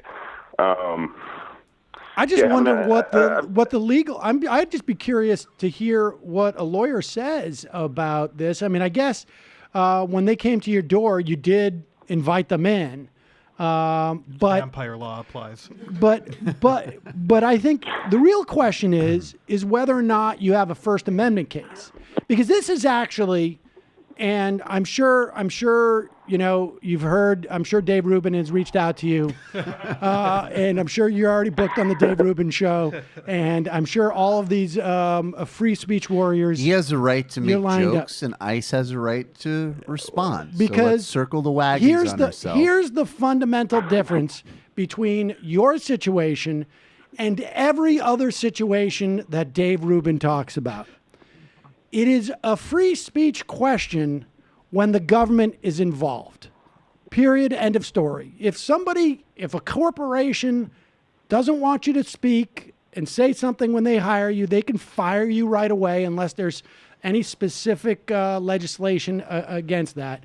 But it's only free speech, obviously, when the government is chilling your speech. And I don't know how this could be interpreted in any other way, with government agents, literally agents of the government, coming to your apartment after a tweet and saying, you should really think twice about those type of tweets. If they've got a case that you're inciting, they should take you to jail. They should have you go in front of a court and say, this guy's inciting, the death of federal agents. And I think any judge would laugh it out of a courtroom. But I think there's a First Amendment case here, because, I mean, it's chilling. It's chilling speech. Literally, it's literally the definition. I guess Ruben would be interested if your pizza place fired you. That's right. Then it would be. Like to talk about, pizza place. But yeah, I mean, I think you should. I mean, I would follow it up with the ACLU, and maybe somebody hears this and reaches out to you, because it really does seem like a perfect example of the chilling of free speech. I just wonder how many other people this has happened to. Have you heard from anybody else that has been through this experience? Well, yeah. I mean, there's obviously a much more chilling story about an activist that was jailed for an insane amount of time. There's a story in The Guardian about this guy, and I can't remember his name off the top of my head, but there was a guy who was jailed and taken home from his family over posts that were, he's not a comedian, but they were Black Lives Matter posts activists. Oh, I that remember just said that, yeah. things with a colorful use of language, So there's real, this is really happening. Also, when I was talking to the DHS agent, I asked him, why he was here, and he said, well, we have had similar cases in the past, that have been more insidious. And I asked him if someone was doing my material out there, because that's not okay with me, you know. Sorry, I had to slip in a Lenny Bruce joke. Okay, so, but the thing about this is that you're right. I mean, this is actually a free speech issue in that government is involved. When people talk about, you know, the war on Roseanne or whatever as being a free speech issue, that's not free speech because the government isn't involved. You're exactly right. That's just someone not wanting to, you know, pay you anymore, which they have total right to do. I am kind of on the fence about whether I want to take this any further, because my experience with the police in, you know, the past is if I can make this not a thing, that's better for my general safety. Right. But on the other hand, I mean, if this is if this is something that could have some sort of positive effect, well then, yeah, sure, I'll go and make a case out of it and make a story out of it, because, you know, it's absolutely true. I just don't know, you know, if I'm super into the idea of risking getting jailed over it. I can understand that. You don't want the late career Jake Flores to be up doing a 4-hour diatribe reading from court records, a la Lenny Bruce's last. Yeah, just reading the transcript of his own trial. Exactly. I just want to note the story of this Black Lives Matter activist. He was literally imprisoned over a Facebook post. He lost his house, separated from his children, and ironically, you talked earlier about like who's really inciting things. The information where apparently they said they learned about the protests and what he was doing came from InfoWars content that they watched. That's right. I remember that detail. Yeah. Yeah. So think about that circle. Well, and that's just like Project Veritas videos being used in the prosecution. J20. In J20. Yeah. Yeah. Right. It's the same dynamic. Right. That's also another reason why I may not be too keen on taking this case into the heart of the system, because I don't have a lot of faith in the system at this point. If, you know, they're getting their information from InfoWars and stuff like that. It's a dangerous thing to do, you know? Yeah, I mean, I think like, you know, I just don't know. I totally respect that and appreciate that and understand that. But for folks at home, even that sentiment is indicative of chilling free speech. Yeah. I mean, this is not. It's a crazy story, and Jake, I really appreciate your sharing it with us. It's going to get a lot more exposure when Ruben has you on his show. I will say that. But yeah. Also, can I say one last thing? Actually, please. On that note, I do believe that on some level the job of this branch of the government was to come to me and to intimidate me. And they always do this to comedians, I think, because they think that like the joke is going to be me coming back and going, whoa, guys, don't mess with the big bad government. They know exactly what they're doing. And I definitely don't want that to be the message of this, even if I do what I'm going to do one way or the other at the end of the story. I mean, the message of this should be that this is a monstrous thing, you know? Right. I don't want... I mean, the whole reason I did what I did was I thought to myself, well, I'm in a unique position to be able to stand up to this where other people probably couldn't. So, you know, to that degree, I mean, you're right. Maybe the right thing to do would be to go forward with this. I just don't know where it's going to go. But yeah, I definitely don't want to end on a down note here. I mean, you know, fuck all these people. Right. Look, Jake, it's a great story. I really appreciate it. It's your Twitter handle is @FeralJokes, which also could have been a tip off to the to the ICE agents. But you mean like people should go rabid? Like what's going on? And your website is feraljokes.com. People can go check out your schedule as you go around. Thanks so much for the time today, Jake. I really appreciate it. Yeah, thanks for having me. All right, folks.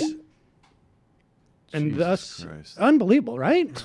The thing about having the goth Actually, all too artwork believable. on the walls, and the cops are like taking They're like, pictures. and it's like it's in a file somewhere with numbers on it, like all Right. of his roommates like goth artwork. Like, I just imagine them trying to like piece that together back at the station and being like really confused. They've got it all on the bulletin board. Evanescence. What is? That's nuts, though. It really is nuts, and it's indicative. I mean, look, we mentioned this afternoon, or this earlier in the program. Prosecutors withheld some 50 odd hours. So Project Veritas shot video of the J20 protesters. It was something like 230 who were originally indicted, and these are people who are protesting at the inauguration on January 20th. The cases against about, I guess, 190 of them, or about 180 of them were dropped. There's still about 59 cases, I think. And they are arguing that these folks were attempting to incite violence. And apparently, the prosecution has withheld a bunch of those Project Veritas tapes, the raw footage, which include these people explaining to who they think are other protesters, we are not going to do anything violent. We are not going to be in any way physical unless we're attacked. Making it absolutely clear that their intention was, in fact, not to be violent. And prosecutors withheld this. This is a case that has obviously been going on. We're in May of 2018. This is a case that's been going on for 2 years. I guess maybe a year and a half, right? 2017. At a cost of who knows how much, but also at a cost of, the First Amendment. It really is shocking. I mean, so, there may be something to the so-called democracy movement, except for they're not really looking at the right stuff. And certainly the leaders, the people most sensitive to this, you would think would be the elected leadership of the Democratic Party. Yeah, I think what is actually one scary thing, and this is something that I think elected Democrats should absolutely be shouting about, except they're always afraid of sounding anti-cop. But it's terrifying when law enforcement agencies are essentially taking their assignments from the conspiratorial right. Yep. And that's if you there seems to be ample evidence that people with authoritarian tendencies and perhaps conspiratorial thinking are rampant in various law enforcement agencies.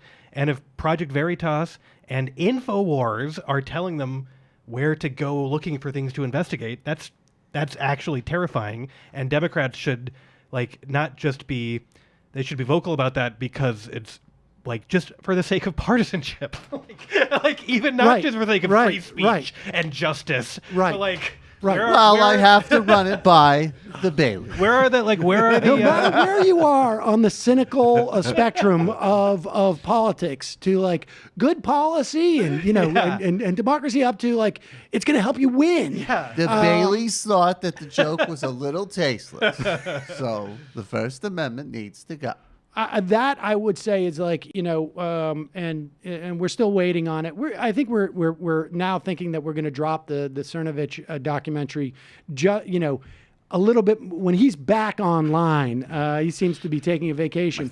But the idea is this, that and maybe this is a feature, not a bug for some in certain governmental agencies, but these news outlets that are using the basis that J20 prosecutors are using as the basis, and in the ICE case, or I should say the case against this Black Lives Matter activist, they're a little bit disingenuous. Mm-hmm. I don't know if anybody's picked up on that, maybe in the U.S. government. All right, we got to take a break. We're going to head into the fun half, wherein we will have fun. We will take your phone calls. We will take your IMs. And just a reminder, this show relies on its members to exist. You can become a member at jointhemajorityreport.com. And as a thank you, we give you an extra hour or so of programming every day. Again, if you can't afford it, send us an email at majorityreporters@gmail.com. We'll take care of you. And just a reminder, today is Friday, which means that Tuesday is I got Saul today to do to multiply 3 times 2. Nice.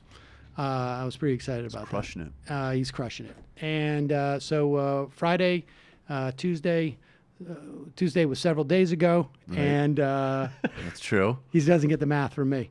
And on this week's TMBS, We had on Felix Biederman. We actually did a spec script of Aaron Sorkin's InfoWars, like newsroom InfoWars, right. among many other things. actually, That was pretty fun. not a bad idea. No, Oh, it would really be not. So good. We were doing like tracking shots. I have of, actually. you know those. I'll tell you Sorkin- something. I have been asked for that. Are you serious? Yes, Let's do it. Get What are Mammon you on talking it. about? Let's do I have this. been asked for that. We were doing like those like really horrible Sorkin, like where two people are walking The together walk and and they're just talk, like, yeah. you got to have a JD from Harvard, blah blah, and it's just like you got to hit just because you have like an ND in homeopathy from the. The problem. Yeah. The problem with it as We're not going going to break the estrogen and Capri story with the same old thinking. The problem with, I mean, maybe now the way television is situated that you could actually do it, but the problem with that show is that the premise is in and of itself ironic. Yes. So it's no. Fair I mean, enough. like there was this great pilot that Ben Stiller Company did with Jack Black and with Owen. What's Owen that? Wilson? Owen Wilson. Owen Wilson played the voice of a talking motorcycle. It was Heat Vision in Jack, is what it was called. And I don't think it never made it to air, but it was. I had done something with Stiller's Company, and they had copies of it. And so Jack Black was like, it was like Kit. It was like that thing, but it was almost a parody of it. Like it wasn't. So it didn't. The audience at the time. Now this was like 20 years ago, so you didn't have. You just had, major networks. Well, And the other you one the, were- the size yeah. audience you needed for a show was much larger. Right. Now you can do more niche things. Now we'll do that on Netflix. that theoretically. Well, I mean, the we should other one talk we because were- I've literally was asked for that 6 That's months ago. the other one we were shopping around was Martin Scorsese's Pizzagate. That's also good. Which I think also has some possibility. That seems more like a limited run. Yeah. That one definitely traveled around right-wing YouTube. How A much lot of would that drive? these guys think pedophilia is funny. How much do you think Cernovich, it would drive Cernovich crazy if someone else actually made money off of that? There is a way to make money off of Pizzagate. All right, folks. We're going to take a quick break, head into the fun half. Alex, I don't know if you can stay. I got to run, actually. Okay. Well, Alex Pareene, thank you so much for your time today. I really Thank you appreciate so much. It was a lot of fun. it. All right, quick break. I have an announcement actually. Oh, wait a yeah, second. this is important. Shit, well, you should have told me this earlier. Well, we can. There's plenty of time. We're still on the fun. we do now. this 100 times. I mean, excuse a me. year. Still All on right. the fun now. So hold on for 1 second because this deserves. This is probably. Yeah, I would say this.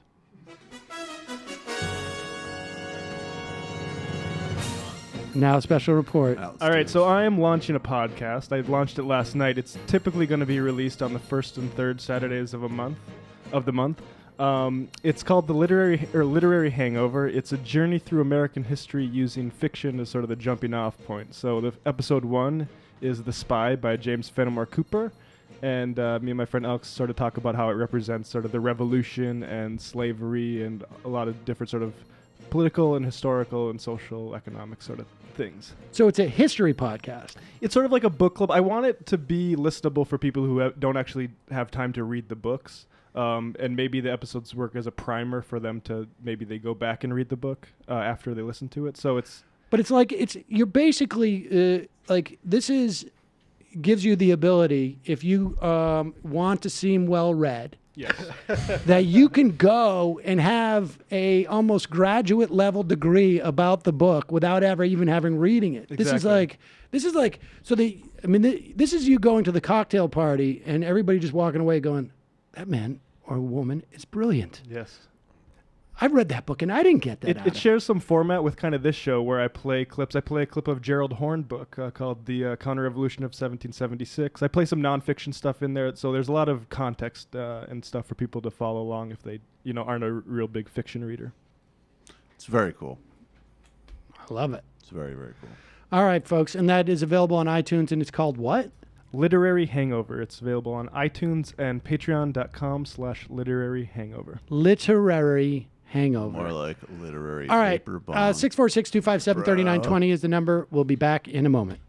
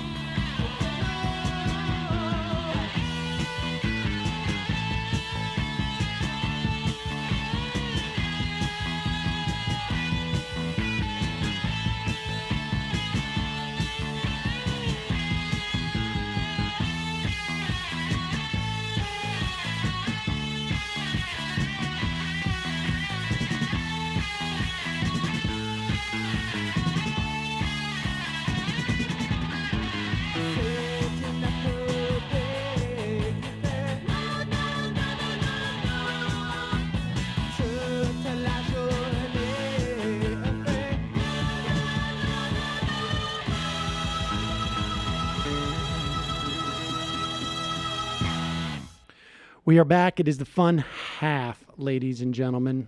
It's the fun half of the program. Let's start off with I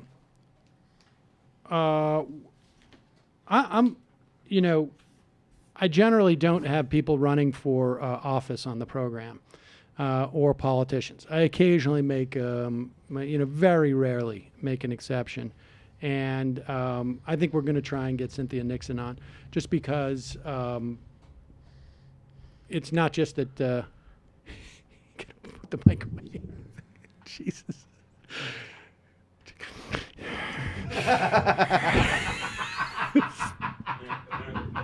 Michael's putting in his earplug, so he doesn't realize he's just what? It's like I'm talking about Cynthia Nixon, and I just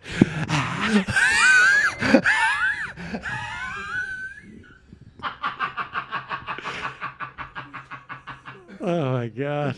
All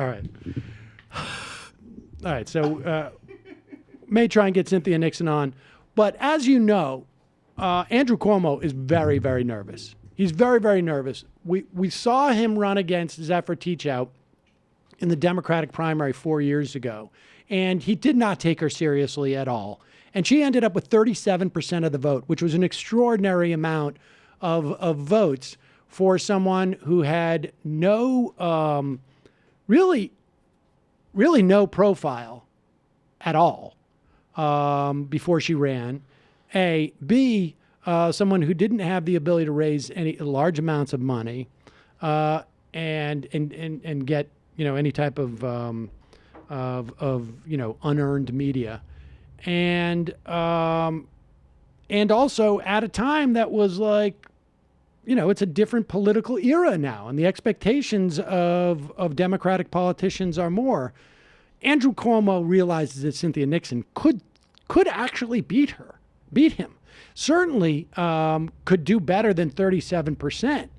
But, you know, when you start getting up into the 40s, you know, if this guy wants to be, and this is what he wants to be a Democratic presidential candidate, and you can only get 51% of the Democrats in New York State to vote for you, that's a real problem.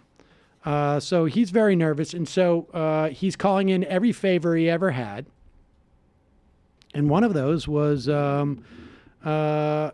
Hillary Clinton endorsing Andrew Cuomo. I don't know if that means anything to anybody. Maybe it does. You're welcome, Andrew. I don't know. Maybe it does. Maybe it doesn't. Don't you think it plays actually in, like, it solidifies the people that would not like him, and it also reaffirms the support that you'd expect for him. I think that Hillary Clinton has some very, very strong supporters. Well, no, that's what I just will said. trust her. Who will trust her, and who will go out and vote in a Democratic primary. But I think they would already likely be in the Cuomo column, is what I'm saying. I don't know if they would go out and vote. Right. I don't know if they would go out and vote. And that's the idea. Because look, the primaries in every state are dominated by the activists. And I think the Clinton activists would go out, and many of them would vote for Cuomo as it was, what you're suggesting. But with Clinton going out and endorsing, I think that it draws more attention to the race, and it may convince more people to go to vote. Who knows? Who knows what the impact will be? Maybe there'll be some exit polling. But here is Cynthia Nixon on The Daily Show, which has got to seriously bum out Andrew Cuomo, just that she is getting national attention. And right now, the Democratic Party has said we are going 95% against you. You've got 5%. So you have the establishment that is up against you. What was particularly interesting for many people was the fact that Hillary Clinton endorsed Cuomo over you. And some people said, as a woman, it felt like that would have been her cause because you were both progressive. Is that something you expected of her? Were you disappointed in any way? Or do you think it doesn't matter because of what you're proposing? You know, so the convention happened last week, and, you know, Andrew Cuomo, he runs the New York Democratic Party. He's going to get all the establishment endorsements. We walked into the Lion's Den. We knew what it was. We knew it was his backyard, but we wanted to show people that, you know, that they had an alternative and that we weren't afraid and that actually the Democratic Party is our party, too. So what happens now is we collect signatures. We collect tens of thousands of signatures, and it's something we always knew we were going to do, and it's a great opportunity. Actually, we have thousands of volunteers signed up on our website. We have an insurgent campaign. It's a people-powered campaign, and we're going to get out all across the state starting next week and talk to people about the issues. And he has $31 million, right, in his campaign coffers, but 0.1% of that are small donor donations. Wow. We got more small donor donations in the first day of our campaign than he's gotten in 7 years. So wow. I know that everyone in New York is excited to see how this is going to turn out. Thank you. That is really extraordinary. I mean, even as jaded as I am about Andrew Cuomo, nothing could be more indicative of how this guy governs and what drives his agenda than that fact right there. That is stunning. Super stunning. All right, next up. I hate this guy. You know what? See if you can find, before we even play this, see if you can find the interview that he did with what's that guy's name on NBC? No, not Chuck Todd. Cuck Todd. He's now the anchor. He's the anchor. What? Yeah, Holt. Lester Holt. He did an interview, I think it was with Lester Holt. I can't remember the year. Maybe it was 2011, about his caucus members. We don't need it. But here you mean the one where he wouldn't acknowledge? No, he wouldn't chastise members of his own caucus. But I'll mention that in a moment. Here's a video. John Boehner taking time out. Look at that. They give him a huge Bloody Mary to drink. He is on. He's at the Mackinac Policy Conference. It's a local news clip, I guess. This is in the Detroit region. And Boehner is, and I will give him credit for this, that he is saying something here, maybe not in so many words, but he's basically saying what I say, particularly when I go on to cable news over and over again, because everybody wants to make it about Trump. But the insanity of the Republican Party, Trump is the symptom. He is not the cause. He is the outward manifestation. He is maybe, and maybe this is even too, is giving him too much credit. He is the bubbling sore of the virus that causes it. And it's like HPV for HIV. Right. It's the symptom, not the cause. And John Boehner is basically acknowledging this in this clip as he sits there with his Bloody Mary, like literally, like just precariously balanced. Precariously balanced. You see, they gave him water, and he's like, oh, I'm taking a drink. Good. But I want to talk to you about what's happened with the Republican Party. There is no Republican Party. There's a Trump Party. The Republican Party is kind of taking a nap somewhere. Well, that's there was a time when if we talked about slapping tariffs on goods, Rush Limbaugh would have a heart attack. Now, all of a sudden, it seems acceptable, or it's part of the way forward. And I'm curious as to how you think that has occurred. He's not the only one. It's just the most prominent example. Well, you know, Donald Trump, who I know well, was one of my supporters. When I was Speaker, I was having a rough week. Trump would call me, pat me on the back, cheer me up. We played a lot of golf together. But President, really? I never quite saw this. But, you know, the guy ran, the guy won. Now, remember what I said earlier. Pause right? for 1 Elections. second. This guy's shit-faced. I don't know. I know it's like a funny joke to say that, like, you know, he always, but he's, and, you know, okay. He's a nice guy. I would cry, but no, I'm president. Bloody Mary. I need a drink. Look at Bloody Mary's almost the size that he is. Okay. Ran, the guy won. Now, remember what I said earlier, right? Elections are won or lost, not based on what the polls say. They're won or lost based on who shows up to vote. And, you know, Trump's people showed up, and Hillary's didn't. The two most surprised people in the entire world that night were Hillary Clinton and Donald Trump. Hillary Clinton thought she was going to win. Donald Trump thought he was going to lose.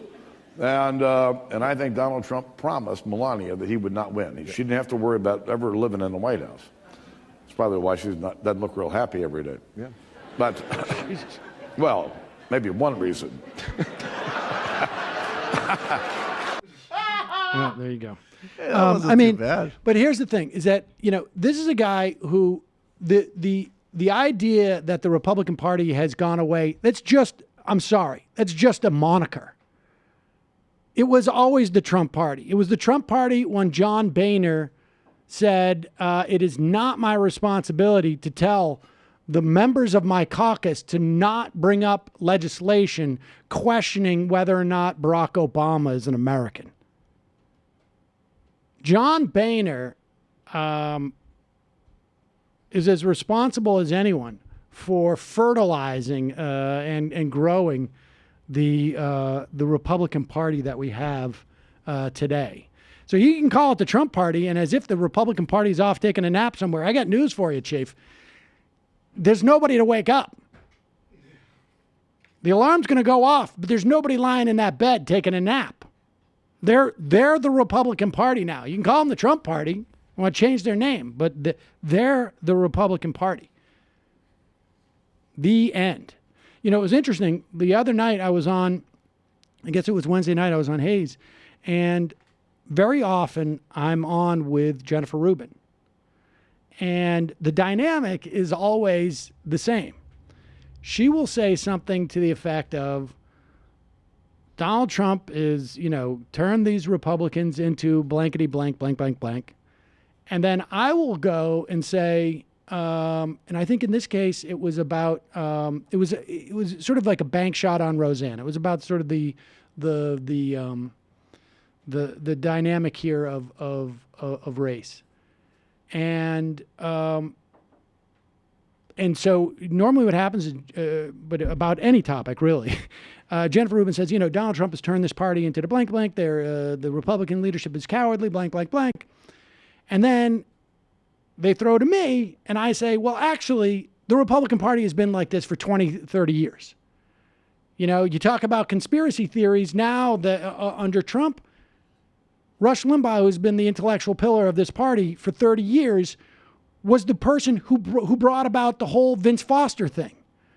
I said, 5 years ago, Dana Loesch says to Ajit Pai when they're talking about net neutrality, I hope you don't get Vince Fostered, and everybody in her audience knows what that means. Even though most normal people have no idea what that means. It's because they're steeped in conspiracy theory. And then it goes back to Jennifer Rubin. She goes, a lot of us thought, and I was considered a little bit squishy in terms of Republican, but a lot of us thought that this was there was a marginal group of people who were like this. And it turns out that many of us in 2016 found out that no, we were the marginal group.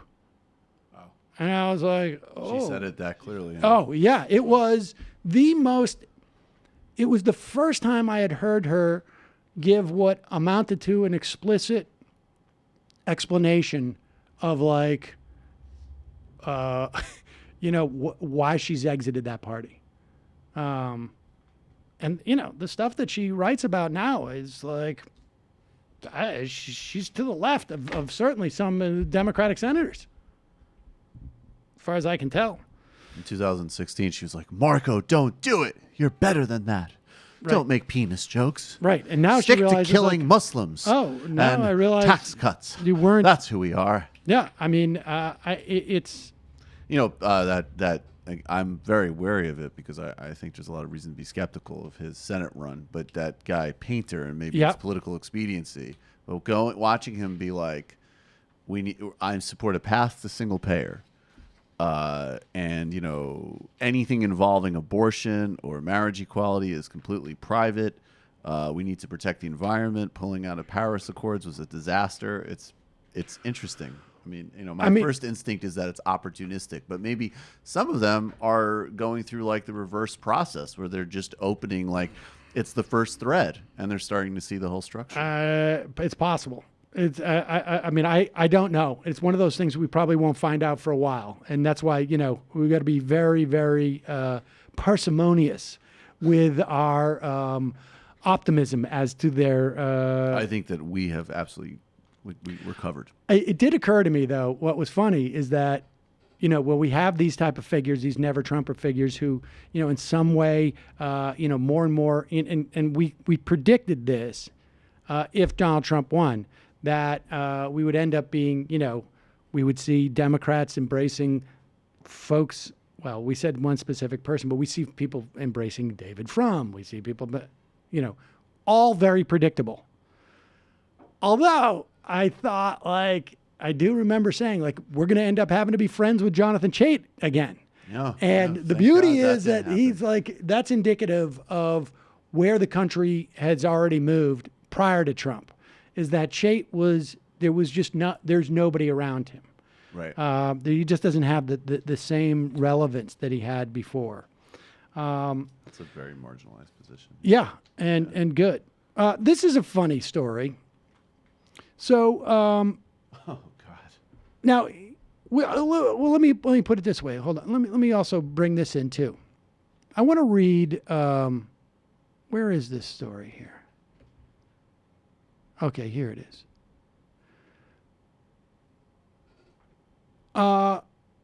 This is interesting. Now, we know we have a free speech movement on campuses, right? It's not really a free speech. It's we want to have our speech, imposed on people who don't want to hear it. Or that there should be academic freedoms. Because we have this major, major problem in this country with the closing. This is almost unprecedented what we're seeing on college campuses in terms of like, this assault on just an ability to listen to everything. And of course, this is coming from the leftists. Let me read I want to read just a little passage here. And this is a review of someone who has written about this very problem. His own political identifications have been and will undoubtedly be used to discredit his position on restriction of freedom and political abuses in the academy. Mr. Blank lines up on the right wing with a record of service to Reagan, a fellowship in the American Enterprise Institute, early service on the Dartmouth Review, later as a contributor to other journals on the right. Yet his book comes with enthusiastic endorsements on the jacket by Eugene Genovese as well as Robert Bork, and praise from all points across the political spectrum, along with censure from the Nation magazine and others. Negative reviews stressing the author's politics seem to be predominant and are sometimes used to dismiss his findings. But one not need be a right-winger to be concerned about the problems Dinesh D'Souza raises. And this, incidentally, was a review of illiberal education, the politics of race and sex on campus, written in 1991. This has been a game the right has been playing for years. And each new generation comes up, and this is the gateway, incidentally, too. This is the way they start. So maybe Dave Rubin, 30 years from now, will be getting arrested for campaign violations and then ultimately get a pardon. But as part of this conservative attempt to pretend like there is some type of threat to free speech in the academy, apparently in Stanford, there was, and this is in Stanford University, right? Yeah. There was an attempt to, I guess, presumably, right? What is the theory? What were they trying to do here? I mean, was there even any type of public version of what they were doing? I'm not sure. It looked like they just identified a annoying leftist on campus. No, who was part of the same speaking group. I thought that somebody who would they were part of some type of speaker series, and they were like, "This guy's on the same board with us." Okay, and he's irritating. Right. So here you have is this a college student that we're talking about? Yeah. There's a college student on a board, and this is you've got Niall Ferguson, I guess, who is a fellow, I guess, at the Hoover Institution, and he coordinated opposition research with Republican student activist John Rice Cameron. Will be graduating in 20, so I guess he's a sophomore. Susan Rice's son. Yeah. Oh, is that right? Oh my God! So weird. Yep. Max Minshall, also from 20, against a progressive activist, Michael Ocon, referenced as Mr. O, and apparently was trying to get support amongst the Cardinal Conversation Steering Committee to shift who gets to be awarded money for theoretically, right? There's got to be money that would influence their who they bring to the school. And the Rice Cameron guy is also a member of Turning Points USA, apparently. He is the president of the Stanford College Republicans. Way to fail, Susan Rice. No kidding. You know what? I've been very easy on her, including even for real disasters like Libya. But let me tell you something, Susan. This is another mark on the Obama administration. Yeah, you know, we talk about neoliberalism has facilitated fascism. This is the biological proof. Fail, Susan, fail. Do we have the first one? There's an email chain. and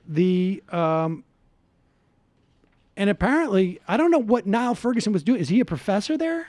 He's probably. He is a professor. No, he has a position there. Oh, I thought he was just speaking. He's a there. professor there. Wow. And so he is coordinating with these guys to essentially shut down progressive talkers on campus. Wow, that is crazy. Where's my? Darn it. Well, Yeah, but he would only. Charge. All right, so here we go. I want to read some of these. This one is the original Cardinal Conversation Steering Committee. Who is this from? This I think is from. This is from Ferguson. The original Cardinal Conversation Steering Committee should all be allies against O. This is the progressive speaker. Whatever your past differences, bury them. Unite against the SJWs. Man, conservatives are so bizarre. so dumb. They're just the worst.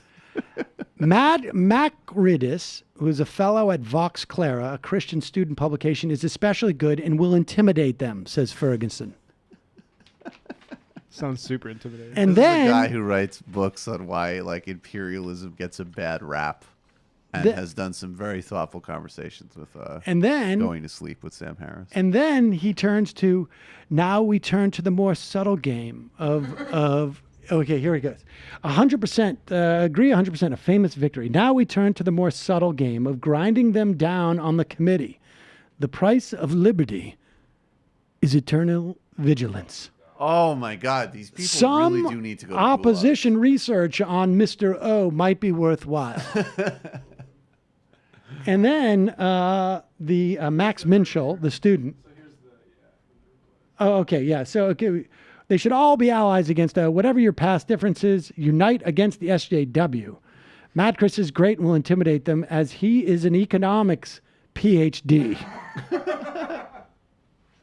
And then Minchell says, I will get on opposition research for Mr. O. I'm also thinking that we may have our committee meeting on the 2nd from what it looks like our own when people are available. Come together Agree as 100%. racists. A famous victory. What is wrong with these people? Set aside your differences, racist, misogynist, libertarian. Right, exactly. You all share the same goals. A guy that is popular for basically defending the legacy of empire. No, that's literally that's what he's known for. Yeah. He's the British Empire was a great thing, gets a bum rap. He goes on to say, when these emails were written, I was worried that Cardinal Conversations would cease to be an organization committed to inviting speakers of diverse viewpoints.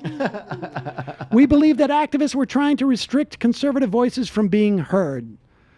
That said, I harbor no personal animus against Michael O'Con and apologize that my emails crossed the line. The emails crossed the line, not the intentions.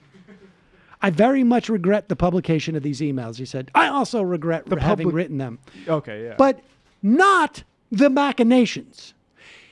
In the future, when we call for opposition research on students, as I conspire with other students, and remember that TPUSA is a wholly supported organization paid for, bought by right-wing money.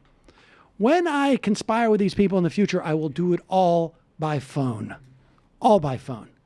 Now, look, I know right now Dave Rubin is inviting this Michael O. onto his show to discuss the attempt to silence his perspective on this committee. I know it. I know the tweets are probably coming fast and furious from Dave Rubin. And I just want to say kudos to him in advance for being so nonpartisan and so committed to the idea of free speech. 1 week later. So you're doing opposition research just because you were afraid about them shutting down your speech, right? Right, exactly. The actual interview takes place. It's Niall verbatim. Ferguson, I was so terrified of what happened to Charles Murray that we needed to order oppo research on this It'd be sophomore. It'd be so much more fun if Niall's just like, yeah, we're going to war with these people. Like, yeah, sure. Well, like that's the thing is they always hide the ball. That was like what I said yesterday about Colin Kaepernick. Like, don't look for a symmetry in my position with Colin Kaepernick and Roseanne in terms of some type of abstract consistency. Here's what it is. I support Colin Kaepernick and I don't support Roseanne. There's the difference. Right. It's not that complicated. I also have to say that Niall Ferguson is also, he did apologize, but he's also known for suggesting that Keynes supported New Deal redistributive stimulative policies because he was gay and didn't have children to worry Oh, that's about. right. Yes. Yeah. He didn't care about the future. What's I wrong remember with that? What's wrong with saying that? I like Matt's like, everybody's getting lost here in the homophobia and the policy arguments. The point is, what's wrong with not caring about kids? Check it out, Literary Hangover, Patreon. Should we play Screw the children? Read one more of books. those Cohen tapes? Yeah, please. All right, here's one more. So this reporter Tim Mack, who's now at NPR, back when he was at the Daily Beast, was writing a story. I guess it was about a story in the book The Lost Tycoon, The Many Lies of Donald J. Trump. And it was about when Donald Trump, and I don't know which one of wife it was, I think it was his first wife, allegedly raped her, according to her deposition in a divorce suit. I think she may have recanted, I'm not sure. Physically abused her by like dragging her down the stairs by her hair because she had mocked his whining about his scalp reduction surgery. And so Cohen called the reporter to threaten them. And the reporter was really not terribly threatened. He's just like, in the first tape we played, he says, do you have any comments? And Cohen's just like, I'm going to sue you for defamation. And I'll sue everybody that you're associated with as well. I'll meet you in court, which is also like, it's tough to do the tough guy thing and go like, I will meet you. I will see you, buddy. I will track you down and find you in court. I noticed that, like find you in the 5th district. He does this thing where his first couple clauses will be like he's leading towards violence, and then like he'll wrap it up with like it'll be in court where I'm serving you papers. I will absolutely demolish you in a civil proceeding. Yeah, honestly, it is like completely like you're gonna feel such agonizing pain when I depose you.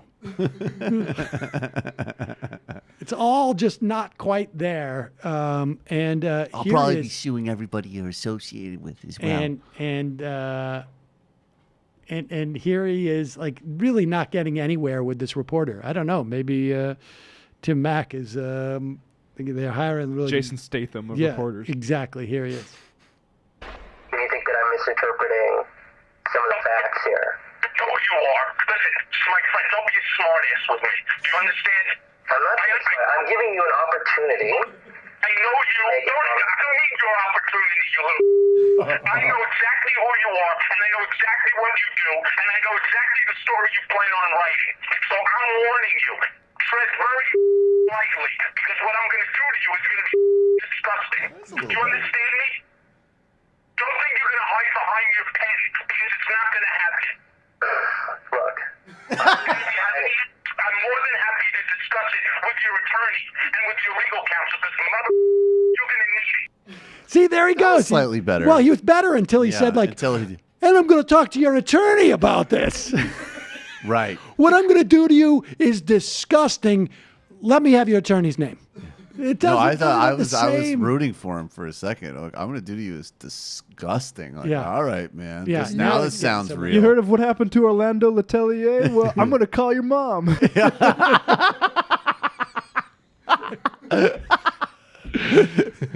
I know it's where going to be you're. similar to that, except it's going to be legal. That's what he's saying. Like, I know where you live, and it's going to be very easy for me to serve you. It'll be very efficient for me to get legal documents to your house. Oh my Yeah, God, this there poor you go. bastard. Michael Cohen. He is really like just, I don't know. There is something. Were you saying it, Brendan? Like the Willie Loman thing? Is somewhere between Willie Loman and Little Carmine from The Sopranos, because he doesn't know how to use the words properly. Oh God! I hope we can put these vagaries behind us. Calling from a 605 area code. Who's this? Where are you calling from? Hi, this is Dylan from South Dakota. I have two things I'd like to talk about. Like my local paper was had some stuff about reservations in there today. And the first one was that there was some tribes from the East Coast coming out here to learn how to fight the courts in terms of keeping their land in trust. Apparently the Trump administration is trying to change it that way. You can't just legislate land going into trust. There could be a judicial review that reverses the decision. It's a whole mess. And also the Republicans, the second thing is the Republicans are starting to dog whistle their primary races about reservations. Oh, really? Yeah. We vote next week on Tuesday, so it's kind of like the final dash here. And there was one candidate for the U.S. House who earlier in the race was talking about how he wanted there to be a registry for Muslims, and now he's saying we should end the reservation system, which in the paper it says he didn't talk to any tribal leaders, so I think that says everything there. He's just talking out of his ass. And, wow. And the moderate candidate was also saying something real dumb. His quote was, "The reservation system doesn't work. It's a failure of American socialism." The reservation system is a failure of American socialism? Yeah. I shouldn't laugh at that, but I'm sorry. Fun fact, No Labels attacked another candidate, presumably to support this guy, who said that it's the American socialism. Wow. It's a three-way race. And, yeah. Maybe the way that No Labels works is if you can work into your criticism of anything, the word socialism, we will give you funding. Ideological. Yeah. A couple of weeks ago, he was also talking, the No Labels supported guy was talking about how we should look into raising the age in Social Security and Medicare. So. Wow. Nuts. All right, man. Appreciate the call. Yeah. Mm-hmm. All right. All right. Right. Calling from a 215 area code. Who's this? Where are you calling from? Hey, Sam. I'm calling from Philly. Who's this? This is Ray. Ray? Sam, Yeah. yes. What's on your mind? Listen, I really want to thank you for bringing in that guy about the ice, because I don't think people really understand a lot of the stuff. This is not this isn't like a ploy. These are very hard beliefs that both Kelly and Sessions have. General Kelly was the commander for the South, for South America and for Central America, and they know exactly what the practices of the Army, particularly in Guatemala, where they did separate parents from their children. And this whole thing is really taking on a very kind of visceral, crazy ethos, because the number of babies born last year in this country has been the lowest in the last 40 years. And you can almost feel these people having this paranoia taking over their lives, except that they can do a lot of harm. So it's just really, so I've kind of come up with this little idea of, instead of Sophie's choice, we're going through Sophia's choice. What do you mean by that? The Meryl Streep movie, Sophie's Choice. Yeah, I don't remember. Where, well, she's basically having to pick one of her two kids from going into the concentration camp, and she, makes a terrible choice, right? Or just the only choice that she can make. But what I'm saying is that they know what they're doing. So all these people talking about, they're there to... Of course they know what they're doing. This whole thing about that they're trying to limit Trump, that's a lie. They are using him to go ahead with this crazy, sadistic policy. I think you're absolutely right. I mean, Trump may agree with it, but it's not like these people don't have that agenda. You don't do this type of thing unless you have that agenda. I mean, it is very easy bureaucratically to make things not happen in an administration. Correct. And if it's happening because the people below Trump want it to happen. I appreciate the call. I think it's a really good point. Kelly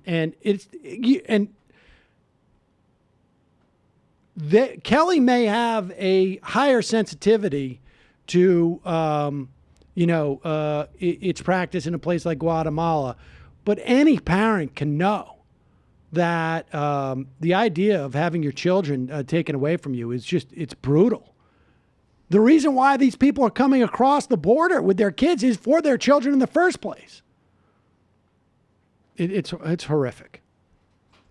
Calling from a 708 area code. Who's this? Where are you calling from? Hello, Sam. This is Dragonflayer 19 calling in from the Chicagoland area. How are you guys today?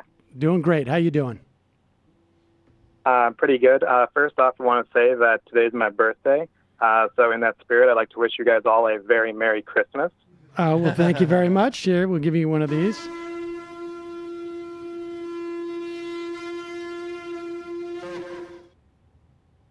Okay. There you go. So the other thing I wanted to get to is kind of in the spirit of connectivity. One of the things I really think that we all need to do is on the left is like find things that are around us to get involved with, find other people who have similar politics with us, learn from them, et cetera, et cetera.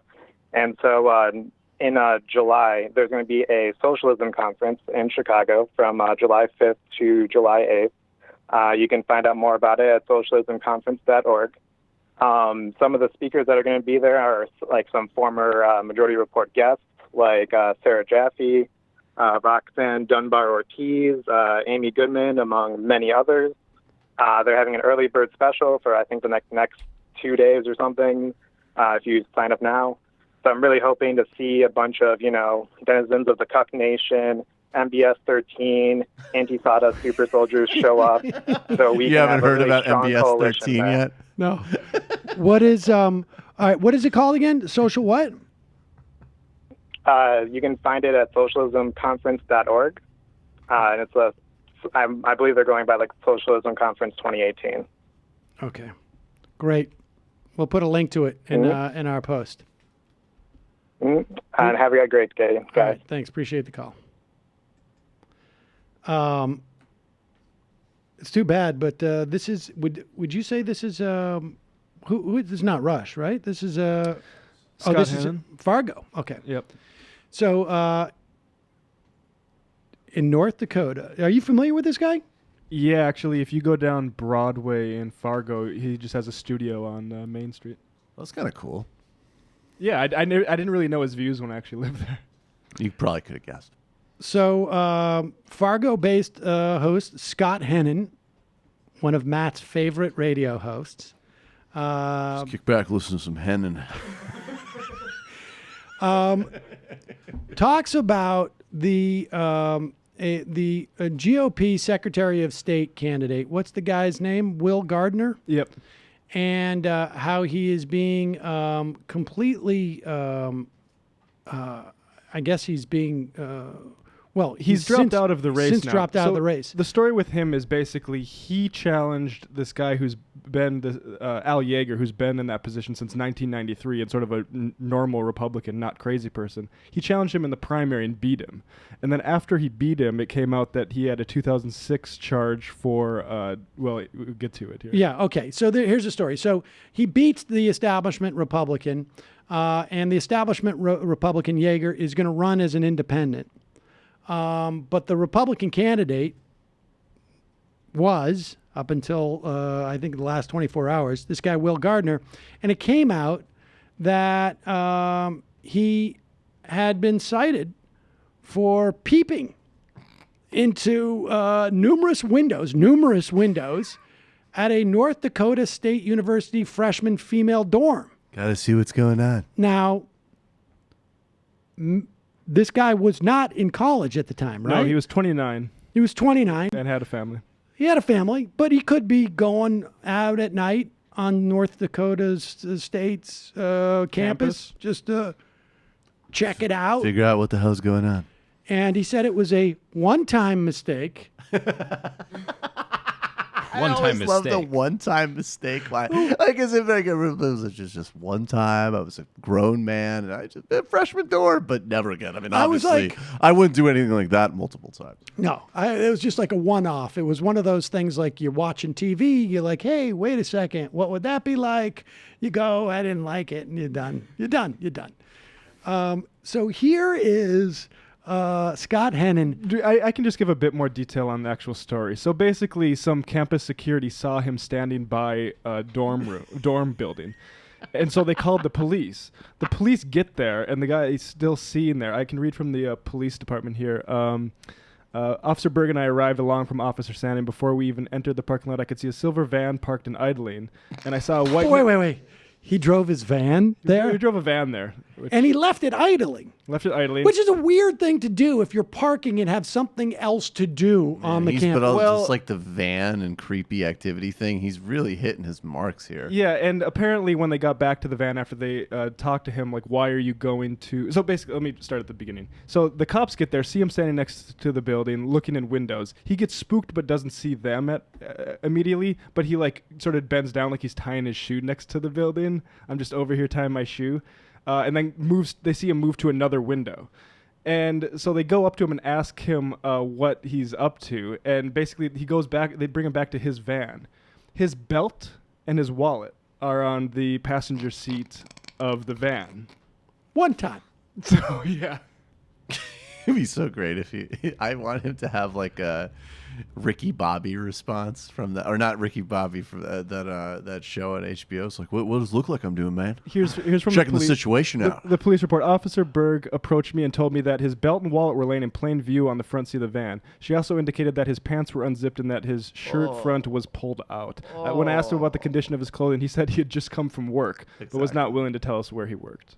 He works at the that place where you can't have belts because it's too dangerous. You have to pull your shirt through your fly. Exactly. That place, it's dress code. I work at Shirts Through Flies Are Us. All right. I was just coming from work. Everything no belts.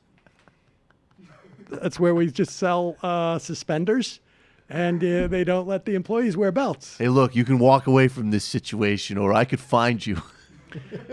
All right, so here is Fargo-based radio host Scott Hennon actually flacking for this guy. What we saw in the paper on Friday doesn't define one man. It's a mistake. And I was out and about this weekend, a lot of different grad parties and things, and I heard people chattering about this. And I'll give you the two extremes. I heard one group of folks say,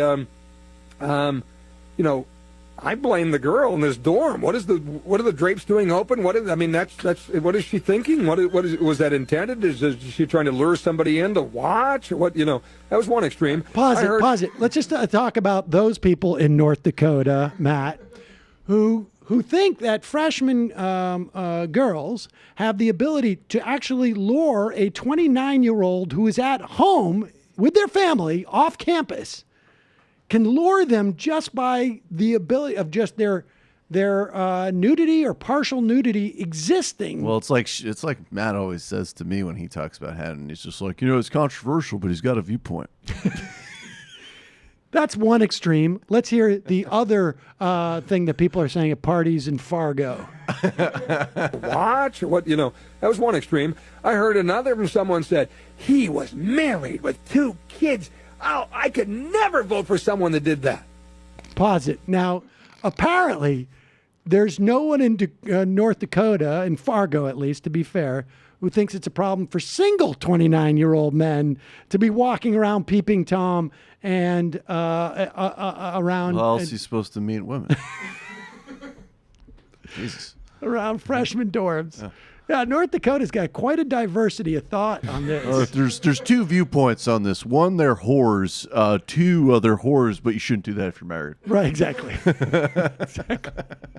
All right, well, let's continue. Just go back a little bit so we can hear how, you can't judge a man by the fact that he would do something like this. 2 kids. Oh, I could never vote for someone that did that. Never.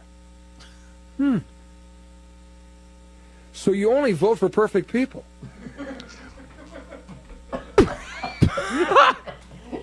You'll never pause vote it. again. Hold on. I want you to hold on. I want to. We're gonna go back over this, but I want you to be aware that the first person who said to him, maybe these girls, it's their fault. They're trying to lure people in to watch them get dressed. These grown-ups to try and come on campus and get dressed.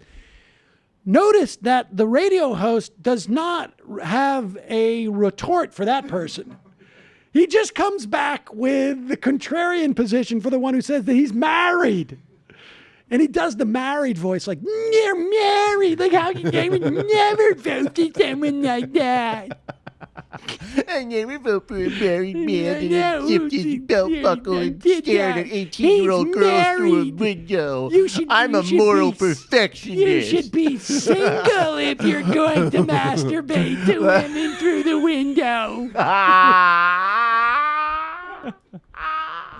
I won't vote because he's not perfect. He would have been perfect if he was single. I guess we should all be without sin and perfect at all times. Like none of us has ever jerked off in front of an 18-year-old on her window when she's in her first week of college. Wow, well, lucky freaking da. Well, there are two dorms, girls' dorms on NDSU campus called Scylla and Charybdis. All right, so go back and just play it. Oh, man, Hennon's on a roll. He was married with 2 kids. Oh, I could never vote for someone that did that. Never. So you only vote for perfect people.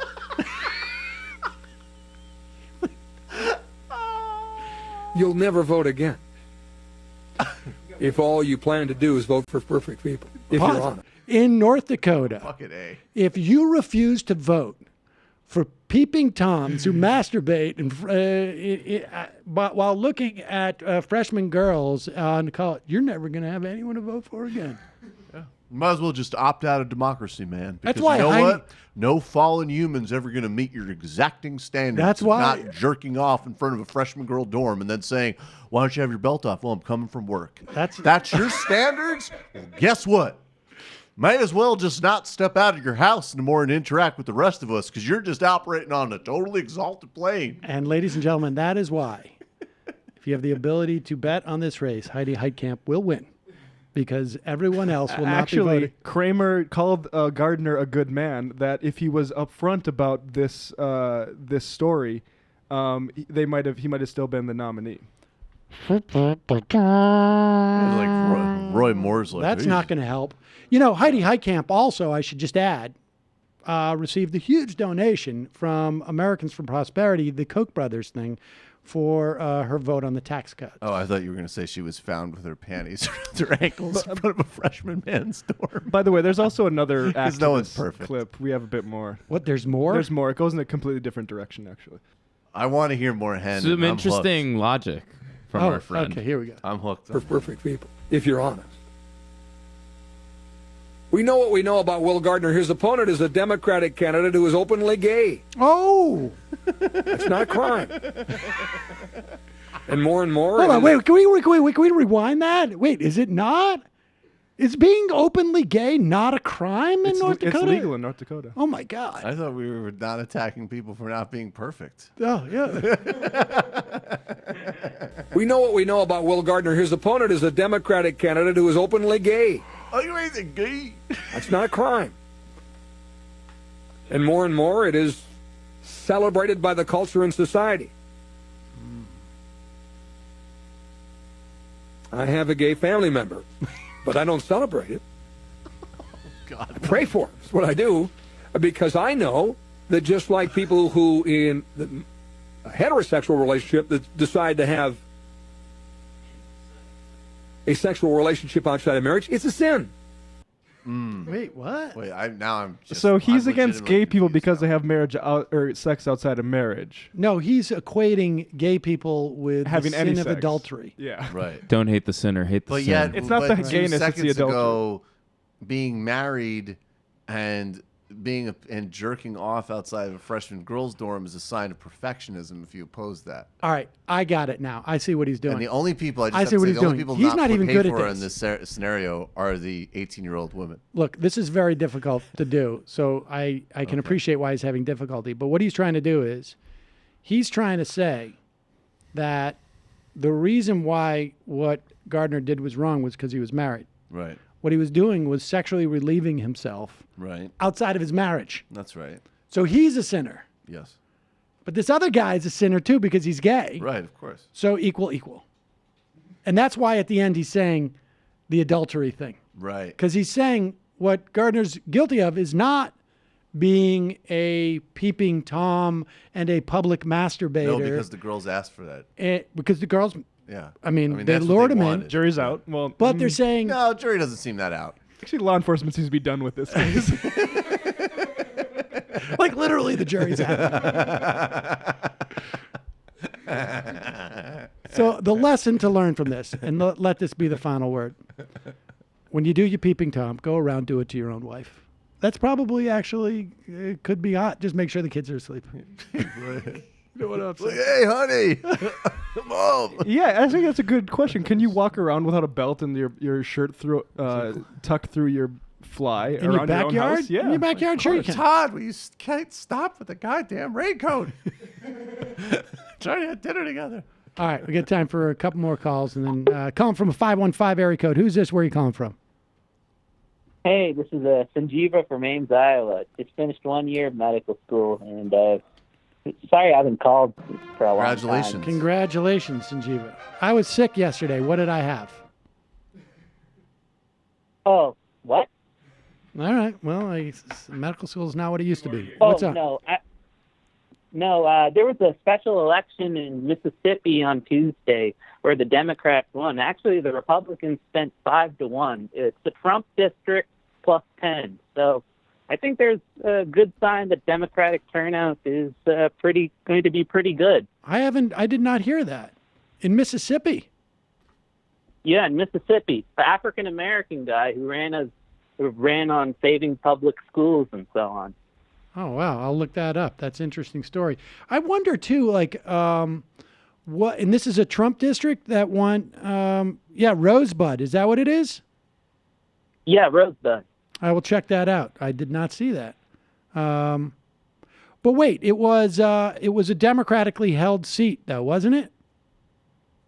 Oh, right. I'm not sure. I can't. It must have been Democrat. I think it would have probably gotten more draw. I think it was. Trump might have won it, right? But nevertheless, let's see. I don't know. Well, I'll check it out. I'll look at it. It's a 61% African American district. Nevertheless, the runoff was officially nonpartisan, it says. But could be a good sign. But congratulations on the first year of medical school, Sanjay. We hope to hear from you much more over the summer.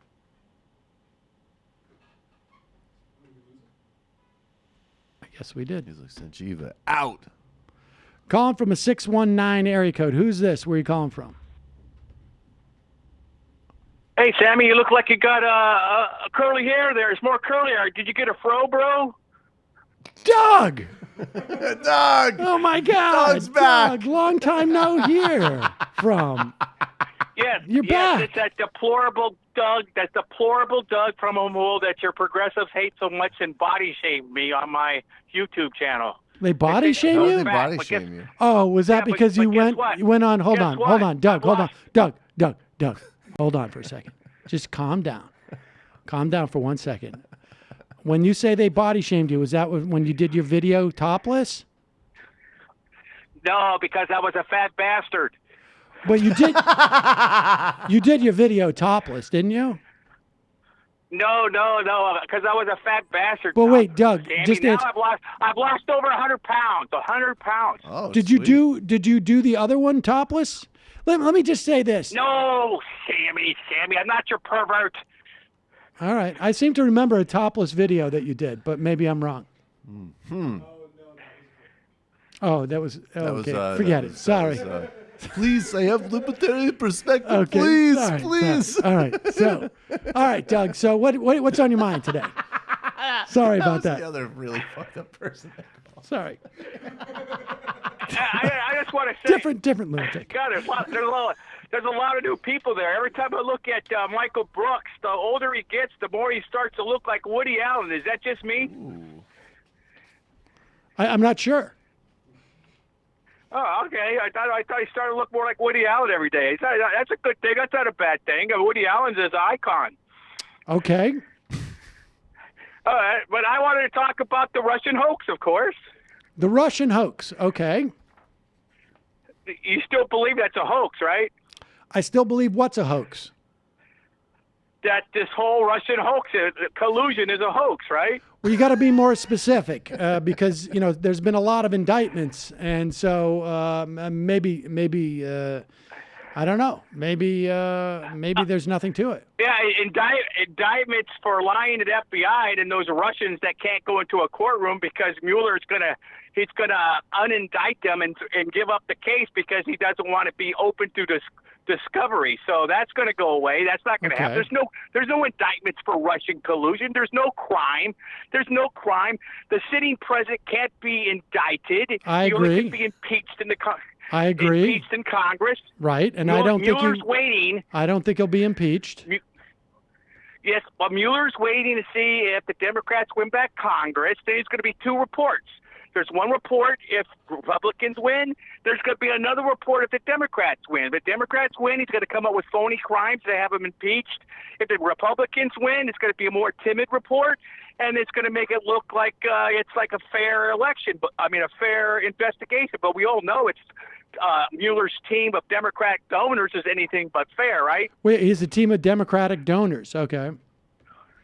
Mueller is a Republican, right? No, he's not a real Republican. Oh, he's not a real Republican. Okay. No. You didn't know that? You didn't get the word? You didn't get the memo? No, I did not actually get the memo. But well, you got the memo now. Doug told you he's not a real Republican, and you can take that to the bank. Okay, I'm going to take that to the bank, Doug. And what's going to happen when I get to the bank? What are they going to do? Well, it depends on what happens this fall. If the Democrats win or the Republicans keep control of the Congress. That's all depends.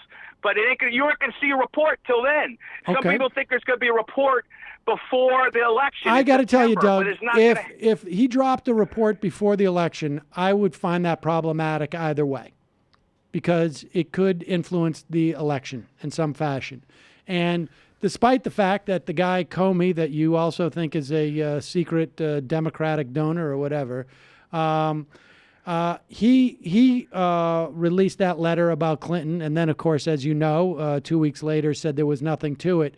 That was also against DOJ policy, and so I don't think it's appropriate for Mueller to issue any type of a conclusion of the investigation, even if it's done anywhere within 3 or 4, maybe 5 months of the election. I don't think that's appropriate.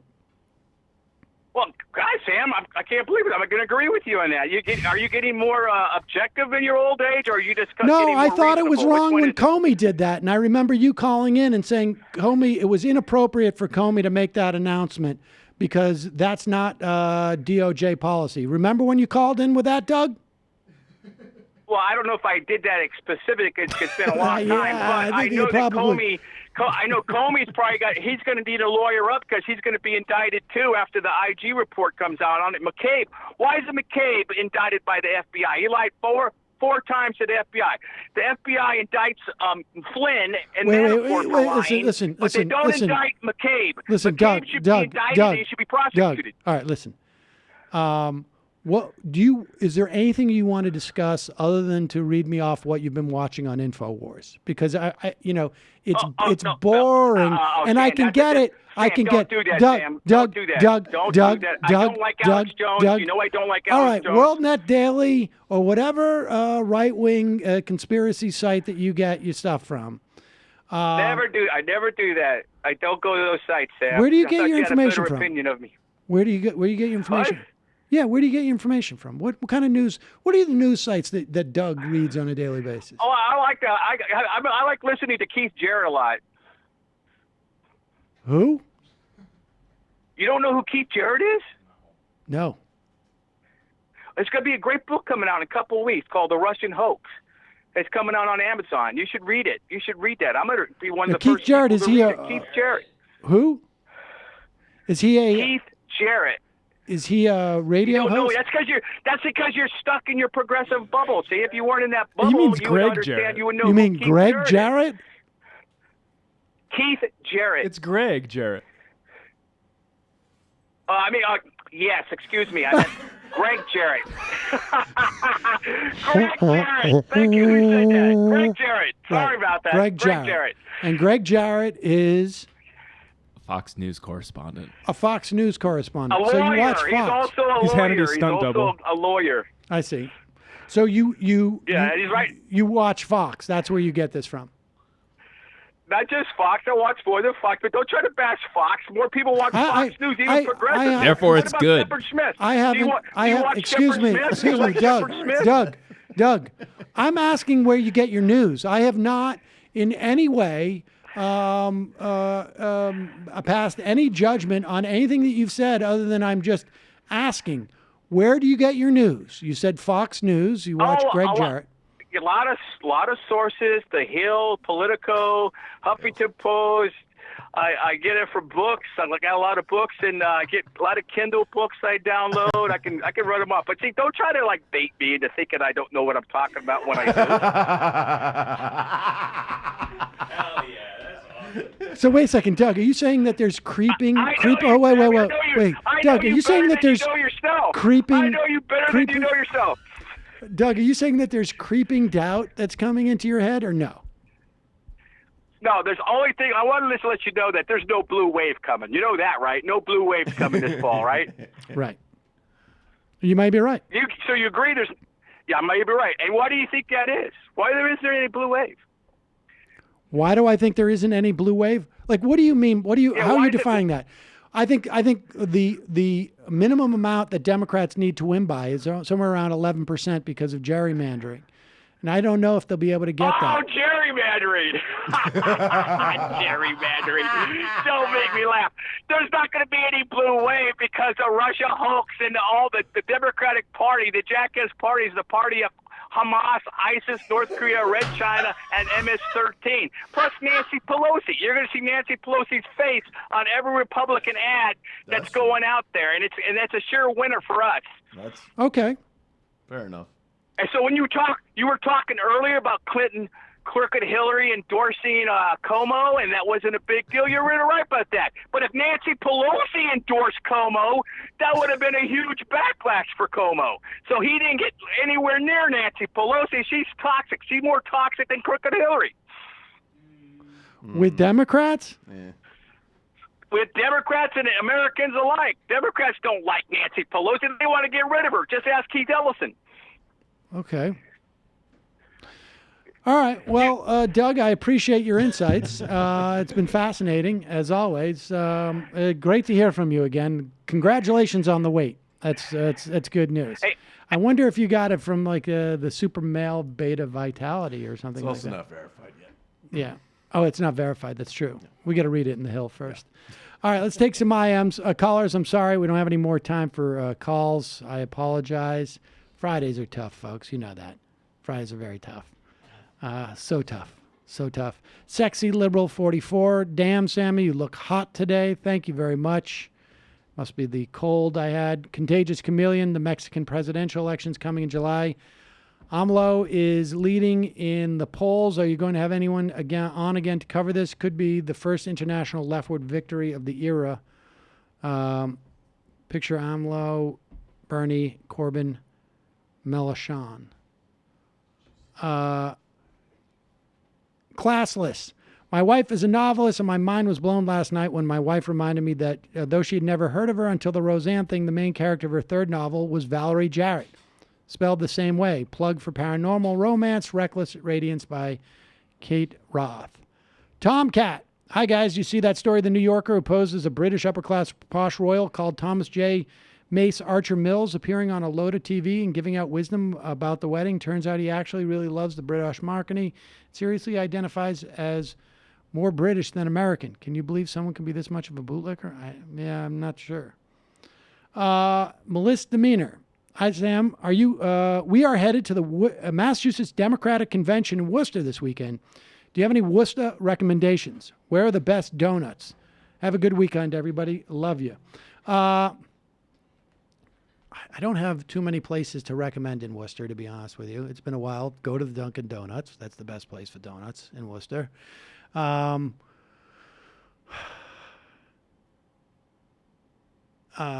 is that place called? I can't remember now. Highland Street, there's a couple of good places. MS Misty. Hello, MR Sweeties. My husband has called in a few times recently, but he always forgets to tell MR's crew how much you mean to me. Several years ago, I was diagnosed with cancer. While going through treatment, I started listening to the show and watching the presidential debate coverage. One of the darkest times of my life, you made me smile. Your hard work and dedication has inspired my husband and I in engaging activism and organizing in Seattle around various issues. Please keep doing what you're doing. Left is best. Thank you so much. That is very, very sweet. I really appreciate your sharing that with us. That is incredibly gratifying. Kentucky Fried Comrade. Hey, Sam, if you interview Nixon, what kind of steak do you plan on eating during the conversation? Actually, you probably should do something like that. Thames Darwin. Question about yesterday's show. Maybe I misheard, but does right-wing Mandela really have a photo of the white bronze medalist from the 68 Mexico City Olympics behind his desk? Because if he doesn't, I'm not sure I could think of a better piece of artwork that summarizes his worldview than that one. Film guy Matthew, I'm assuming you had Alex sign an appropriate Bible flashcard. Yes. Ooh. Sorry. Been there. I just emailed you a clip of Ari Berman mocking a Chuck Schumer strong statement in case you're interested. How bad is it when MSNBC mocks you? Ari Berman or Ari Melber? Jonathan Armstead. Sam, there's a great study that just came out, Privilege on the Precipice, via researchers at Stanford University and UC Berkeley. They found that mistaken beliefs about who benefits most from the social safety net has led white Americans to oppose programs. Will you look that up? It's called Privilege on the Precipice. There's been studies like this. I think Martin Gillens, if I'm not mistaken, wrote something about this too, but I'll look into that. Interesting stuff. Conslart. Is anybody in the studio familiar with Nebraska State Senator Ernie Chambers? The guy is 80 years old and takes jabs at Governor Lex Luthor every legislative day. Don't know. DX Fool. Hello, cisgender, heteronormative men, and happy Pride Month. Stay safe, Jamie. University of Toronto professor who campaigned for Jordan Peterson to join the has written an article regarding that decision. You can read here. Yeah, I've read that. Did you know Peterson wanted to buy a church so he could have a place to preach his views? He's a scary dude. Sounds like he's a little bit off his rocker, too. All right, we got three more. Hell yeah, Hayes. What, no reefer cake? Oh, did we have a reefer cake? All right, sorry, Jimmy. We'll have to do it next week if we came in. Jay Tinkle. Whoa, came back from lunch and you're still talking about Schumer. Is he a libertarian now? MT. Sam, what's your favorite Firestorm comic? It's funny that you say that. I do have the first edition of the Firestorm comic, but I think that might have been the last one I read. I can't really remember. But I do have that first edition. All right, and the final and I should tell you, Jay, that we stopped talking about him for 40 minutes, but then just sort of came back to him. Final I am of the week.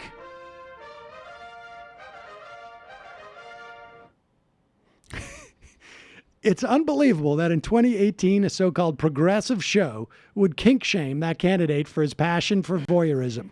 What are we, cavemen? All right, folks, see you next week. It might take all the strength I got to get to where I want, but I know somehow I'm gonna get there. I wasn't looking when I just got caught between the truth and the lie bar, but finding out won't make me feel any better. Yeah, I know the clock is ticking, but the meds are gonna kick in.